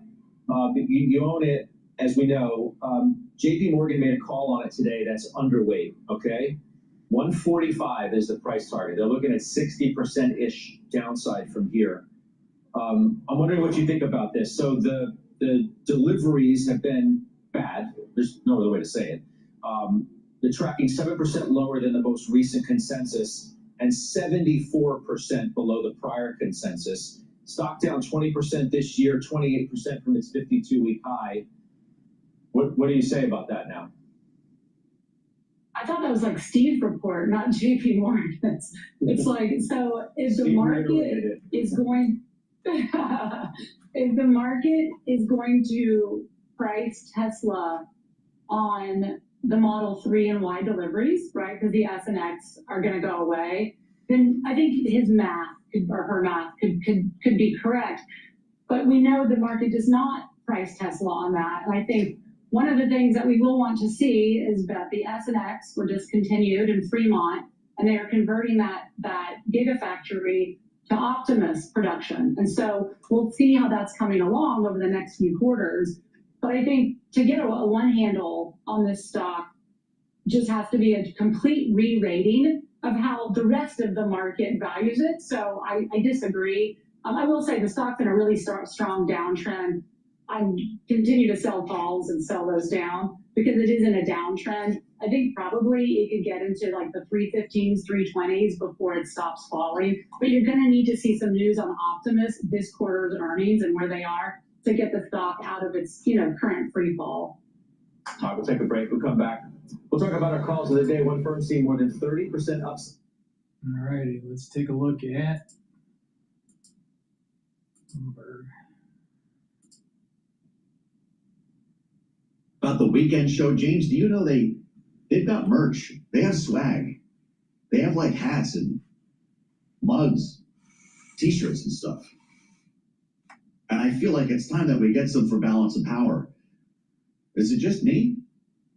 Swag go on the terminal? Balance of Power, we could do it different. We'll have something different. I say, if they're going to go with hats, t-shirts, and mugs, I'm putting in for the first Balance of Power ashtray. I think this is something could be a collector's item as we embed ourselves in every smoky back room in Washington. Think about it, get back to me. Because a lot of negotiations have to take place in those smoky back rooms if we are ever going to get the Department of Homeland Security open again. Do you know it has been 51 days now, and people aren't even counting anymore because people are, well, getting paid.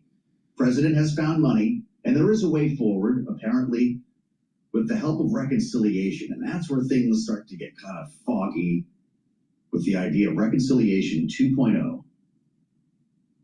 And then a big question about what happens with the next fiscal year's budget. The president wants a lot of money, the bulk of it for the Pentagon. And we're lucky to spend some time with Nathan Dean for his take on this. Bloomberg Intelligence Senior U.S. policy analyst. Great to see you. How was Easter? Good? That was good. Kids were happy? As happy as one could be. Are they still getting the Easter basket? Is that something that you stop at a certain age? Or? No, they still are. All right, good. You hide them or you leave them out? We hit them. You hit them? Yep, and they were up. A sneaky Easter bunny. And they were up at 6:30. Is that right? Absolutely. That's what you get, Dad. I was like, man.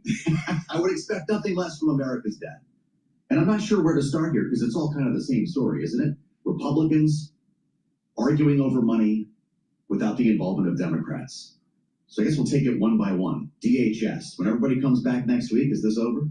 Well, I mean, look, President Trump signed an order saying that former Senator Mark Wayne Mullen, Secretary Mullen, should use whatever was in his ability to pay the DHS. Now, look, that's a one-time issue. You know, we could talk about the legality of, doing circumventing Congress. Democrats aren't going to push on that. But ultimately, somehow the DHS is going to get funded. And I do think that this strategy of embracing the Senate bill and then saying, look, for ICE and Customs and Border Patrol, we're going to use reconciliation. I think that gets enough Republicans on board. Democrats can say, not our hands, we're washing ourselves of this. And the Republicans move on to reconciliation. This is where it gets tricky, though. Because if you talk to Lindsey Graham, the chairman of the Senate Budget Committee, he says 2 reconciliation bills. One defense and national security and border patrol. The next one, Save America Act. So you got a 3-point. Next thing you know, Senator Rick Scott's like, no, I'm not going to do this because the Save America Act probably won't get past the Senate parliamentarian, and you're probably not going to get one after September 30th, right before an election anyway. So, what we're telling our clients is if you start small, you think under 500 billion, this is just, throwing out ideas. If you look at a bill that's probably under 500 billion that's specifically tied to defense in Iran and so forth, it's feasible. Anything north of that, I'd go much It's lower. pretty easy to get to $1 trillion, though, right? When you start talking to lawmakers. Exactly. And we'll try to do that. Every smoking room that you were talking Absolutely, about, every lobbyist in town is like, this is the vehicle, we're going to try and get this to the president's desk. Amazing. With that said, reconciliation also needs to play a role in defense budgeting here. How would this happen? If the president wants $1.5 trillion defense budget, does it all come out of regular order, or does reconciliation have to help? So in that 1.5 trillion, 350 billion was earmarked for reconciliation. Yes. The rest was from appropriations. So what's the point of that? Honestly, the point is just so it's not such a shocking number. I think it's also to just try and get these bills. Look, they were able to get $150 billion through the One Big Beautiful Bill of last year. That wasn't really all that controversial. This actually sidesteps the Democrats. President Trump would love the strategy of being able to say, look, I just don't want to deal with the Democrats. We're going to do it for you anyway. But what we're looking at it from an investor point of view is we're trying to see how much of this is tied to munitions, how much of this is tied to counter-drone technology, how much of this can be allocated in the first year. Because if you get that cash up front, somebody like Lockheed Martin, RTX, Northrop Grumman, from the investor point of view, that's going to flow into the defense contractors much quicker than something like a 5, 6, 7 year program. So come April 21st, when we get the next round of these specifics, what we're going to be looking for is how much can you bank in the year 1 and year 2, because that's actually much more of an immediate hit to the. That makes a lot of sense. So would that suggest that maybe not all of this is factored into these defense stocks, because they've been kind of hanging out with some big numbers we're talking about in Washington on the assumption that this is baked in, that people saw this coming? Well, everybody loves to say, I don't care about the White House budget, because they take it and they throw it over. That's right. So their Congress meeting and throw it into the can. Yeah. But a number will pass, whether it's appropriations, continuing resolutions, or reconciliation. There will be a number, and that number most likely will increase from the $883 billion the Department of Defense got this year, not including the $150 from the One Big Beautiful Bill. And then those numbers will ultimately fly down to the defense industry. I mean, look, this is the #1 priority for President Trump at the moment. Yes. He's not focused on affordability. He's making statements like, I don't care if states have to pay for Medicaid. Or Medicaid, Exactly. This is his #1 priority, and you should see those priorities transform into the priorities of Congress. So if you're Raytheon or Boeing or Lockheed, these are boom times here. And I haven't mentioned the supplemental. So you've got $1.5 trillion coming, presumably, if they can pass that budget. A good chunk of that will be in reconciliation. But there's another request, a supplemental request, reportedly at least, to add $200 billion more. Is that still coming? Well, look, I think the request may come, and I actually think it may be included here, just because from the standpoint of trying to get it through before the midterms, another supplemental request is just going to really make things messy. So I wouldn't be surprised if they just focused on what you could do in reconciliation.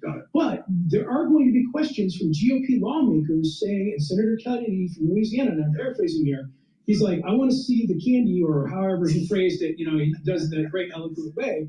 He's like, I'm not going to hand over the money yet until I see what it's actually used. Sure, yeah. So when President Trump says things that this is for Iran and other conflicts, and using the quotes for those of you on the radio, there are going to be questions from the Republican lawmakers saying, look, if we're going to give you this money, we need to know what it's earmarked for. I don't think the White House has really provided that level of detail to Congress yet. So we'll have to see how it plays over the next few weeks. So this is going to take up the rest of the year, right? I mean, maybe there's some move on crypto, but this will be essentially the final mission for the Republican-controlled Congress until the midterms. Yep, and the key date here is the 4th of July, because that's when President Trump wants it wrapped up, submitted to him, so he can sign it on the 4th of July. For the budget, that is. For the budget. So he wants something, by the 1st of June, he wants reconciliation on his desk, budget by the 4th of July. Is that right? I think my take was that you would get all the reconciliation package and stuff, but the problem for the Republicans here though is that they have to move quick, because if you don't get something done by the 4th of July, you get into August, they're not here, you get into September, you're dealing with a continuing resolution to keep the government open, October, they're not here. And for every date past the 4th of July, those Republican moderates who would potentially be on board with something like embracing or I'm just throwing pick whatever small group on the Republican side you want, they're going to be thinking about their own election changes. And the prediction markets, as of this morning, Kalshi's contract out there is 83% chance the Democrats are going to take the House. Wow. And so if you're one of those 20 or so moderate lawmakers on the Republican side, you don't want to take any vote that potentially could gamble that outcome. So any bill that doesn't pass within like April or May or get that momentum, it's going to really struggle. So the store's closed after the 4th of July. When you're out there with the family on the South Lawn, watching the UFC fight at the White House, that will be the end of the legislative agenda, is what you're saying. And it's either yes. I was going to make a joke about the IndyCar race in August, but I don't plan to be here for that. I don't get all right. It's going to be 120 degrees out here with IndyCar in Washington. Do people know what it's like around here in the summer? It's a swamp. I'm going to be telling my clients where all the bathrooms are and all the air conditioning are. She will. UFC, does BI hand out like tickets to clients? Can you get me into that thing? I'll look into it. Okay, that sounds like a no. And on the swag, no one does swag better than BI, right? Bloomberg Intelligence. Sometimes Nathan will wear it in. You guys have the backpacks. You guys have like all weather gear. Well, I don't know. You probably have skis. I don't know what else you have. Could we do something maybe like a collab where we get like a merch go? Or so have you put any thought into this? Next time we talk about AI and tech, I'll wear my BI hoodie. I have a BI hoodie. You have a BI hoodie? Yep. I think like a BOP hoodie seems like wouldn't be too much to ask. I don't know. I've talked to James about this. It's just never happened before. Thank you for being with us, as always, Nathan. Find Nathan's podcast. This is pretty simple. By subscribing to ours. We share the same news feed. This is how much we believe in Bloomberg Intelligence and America's Dad. Subscribe at Apple, Spotify, and wherever you get your podcast, The Balance of Power, and you'll get Nathan. You can listen to my podcast on Apple Podcast and Podomatic. Please go to my store, the-studio-reykjavik.com, and get the vitamin B complex. This is really important to boost up your energy levels. Vitamin B complex helps the electron transport chain to produce ATP. Your energy levels will go up. Your cellular metabolism will improve. Your tissues will improve. And B12 helps to protect your neurons. Super important to protect your neurons, protect your nerves, protect your brain function. Omega-3 helps your cardiovascular health. It brings down inflammation and helps you to control your lipid profile. By doing that, you're improving your cardiovascular health. You're perfusing blood throughout your different tissues, including your brain, so it's healthy. Omega-3 helps your cardiovascular health and your other organ systems. Super important. Digestive enzyme complex. It reduces the load on your pancreas. It helps you to break up carbohydrates, proteins, and lipids so you digest easier and you have less stress on your pancreas. This is really important. And digestive enzyme complex has bromelain. It's an enzyme that helps to break up clots. And digestive enzyme complex has the proteolytic enzymes to break up glycoproteins, which is super important during the cold season. So it's a dual purpose supplement. Take it every day. So a great stack to help with your pancreatic pancreatic health and your digestive health, digestive enzyme complex, omega-3 to help with your cardiovascular health, and vitamin B complex to protect your neurons and rev up your cellular metabolism and boost up your energy levels. By taking this stack, you're helping your body to heal. You're giving your body the nutrients it needs to slow down the aging process. Please go to my store, the-studio-reykjavik.com. Al Jazeera. Target claims, U.S. assets that it says it is consistently hitting. And the message there is clear that it will continue to target GCC countries as long as they continue to associate themselves with the U.S. or as long as Iran sees U.S. assets on the ground that it can target in the GCC. So this retaliatory strategy is not shifting. The U.S. and Israel are ratcheting up the rhetoric of carrying out more attacks on Iran and then following through. All the while, you have statements coming in from officials here in the UAE, the Prime Minister and Foreign Minister of Qatar really mirroring what each other is saying, diplomacy going on in between the GCC states, pushing for the idea of a return to dialogue. They do want to hold Iran accountable for this retaliatory strategy that they've used since the war began, but they are continuing to push for a return to dialogue because they know the only way out of this war is at the negotiation table. So, Mr. Ravi in Dubai, thank you. All right, let's go back to Kimberly Halpern in the White House. And Kimberly, we've of course reflected on some of the statements that Donald Trump has had to say as we await that all-important press conference a little bit later on. But do we have any sense, given that we've heard from Iran about what they are looking for by way of their latest sort of peace plan initiative, whether or not there is a US negotiating team working indirectly or directly with mediators either in Pakistan or elsewhere? I mean, who is driving that diplomatic voice? Because at the moment, all we're really hearing from is Donald Trump, and his main focus has been largely on threats.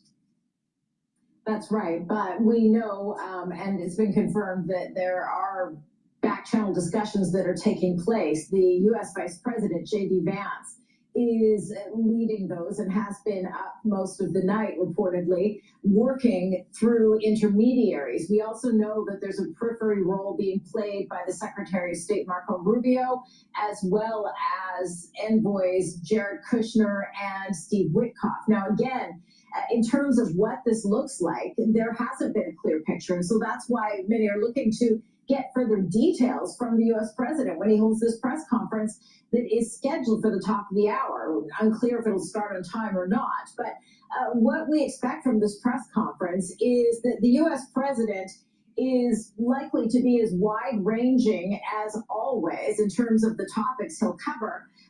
And that not only will he give us a glimpse into what this back-channeling looks like and whether or not he's really willing to entertain an off-ramp to this hostility, or whether he intends to follow through on his threats, and that is to strike civilian infrastructure, energy, as well as bridges, which we've noted is a violation of the laws of war. Now, the other thing the U.S. president is expecting to do is to really play to the American people. It's worth underscoring this is an unpopular war here in the United States, but the U.S. president is also a showman, and he knows that he's got a made-for-Hollywood ending with the rescue of that second airman, that story that Al Jazeera English broke on Saturday evening.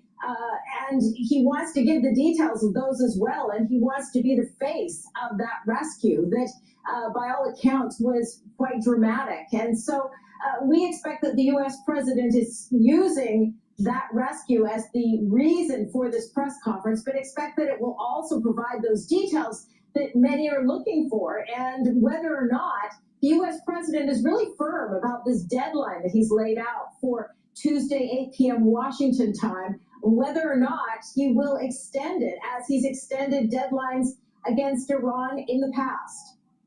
Kimberly, thanks as always. Kimberly Halpern there, the White House. Paul Musgrave is an associate professor at Georgetown University in Qatar and a US foreign policy analyst. He's with me here in the studio. Good to have you back, Paul. Let's take in everything that we're hearing at the moment because, importantly, Iran has countered the ceasefire initiative presented by Pakistan in response to Islamabad. Iran's listing several key demands. Here they are, they're threefold. The deal must encompass an end to regional conflicts. So essentially, we can't push this forward at the barrel of a gun.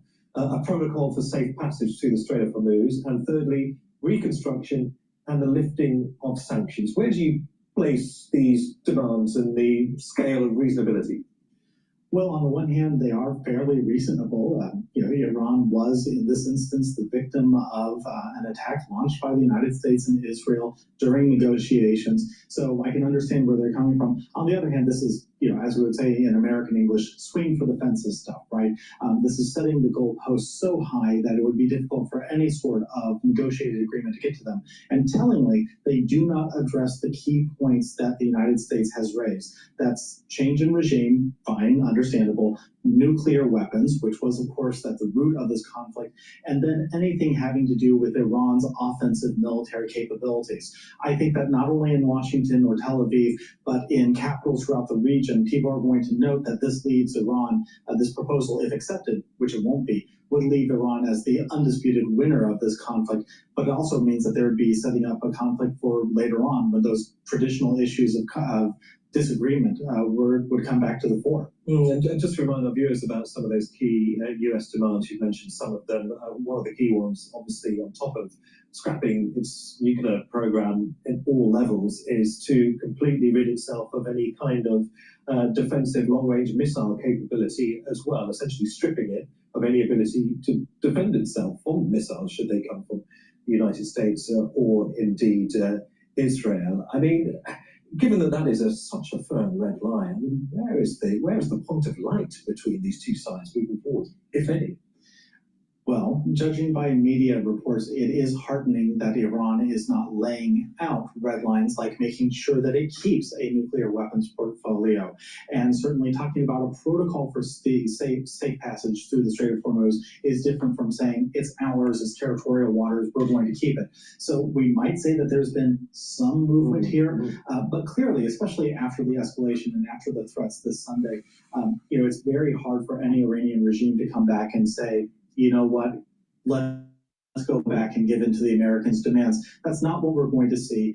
And for all that President Trump has teased that we're going to have dramatic news coming out of this press conference in an hour or so, I really think that it's hard to see how the United States could end this conflict like this, given the important interest that the United States still has to resolve. Interesting points you're making there. I mean, we are, I guess, clutching at straws a little bit. All right. We are live streaming on Rumble and YouTube. We are reaching the 4 hour mark here. We're at 3 hours and 48 minutes. I'm going to reboot the actual live stream on Rumble and YouTube to be able to cover the speech from Trump that should take place at 1 o'clock. We are also simulcasting on X Spaces. The X Spaces will continue running. So please join the Trump speech that will be taking up shortly. I'm going to shut down the Rumble and the YouTube live feed and then create a new feed because I don't want these files to be too large when I republish them on the different channels. So thank you for watching. Please come back with the new live stream to catch how the markets are going to react to Trump's speech, because I suspect that what he has to say is going to affect the equity market and the oil market.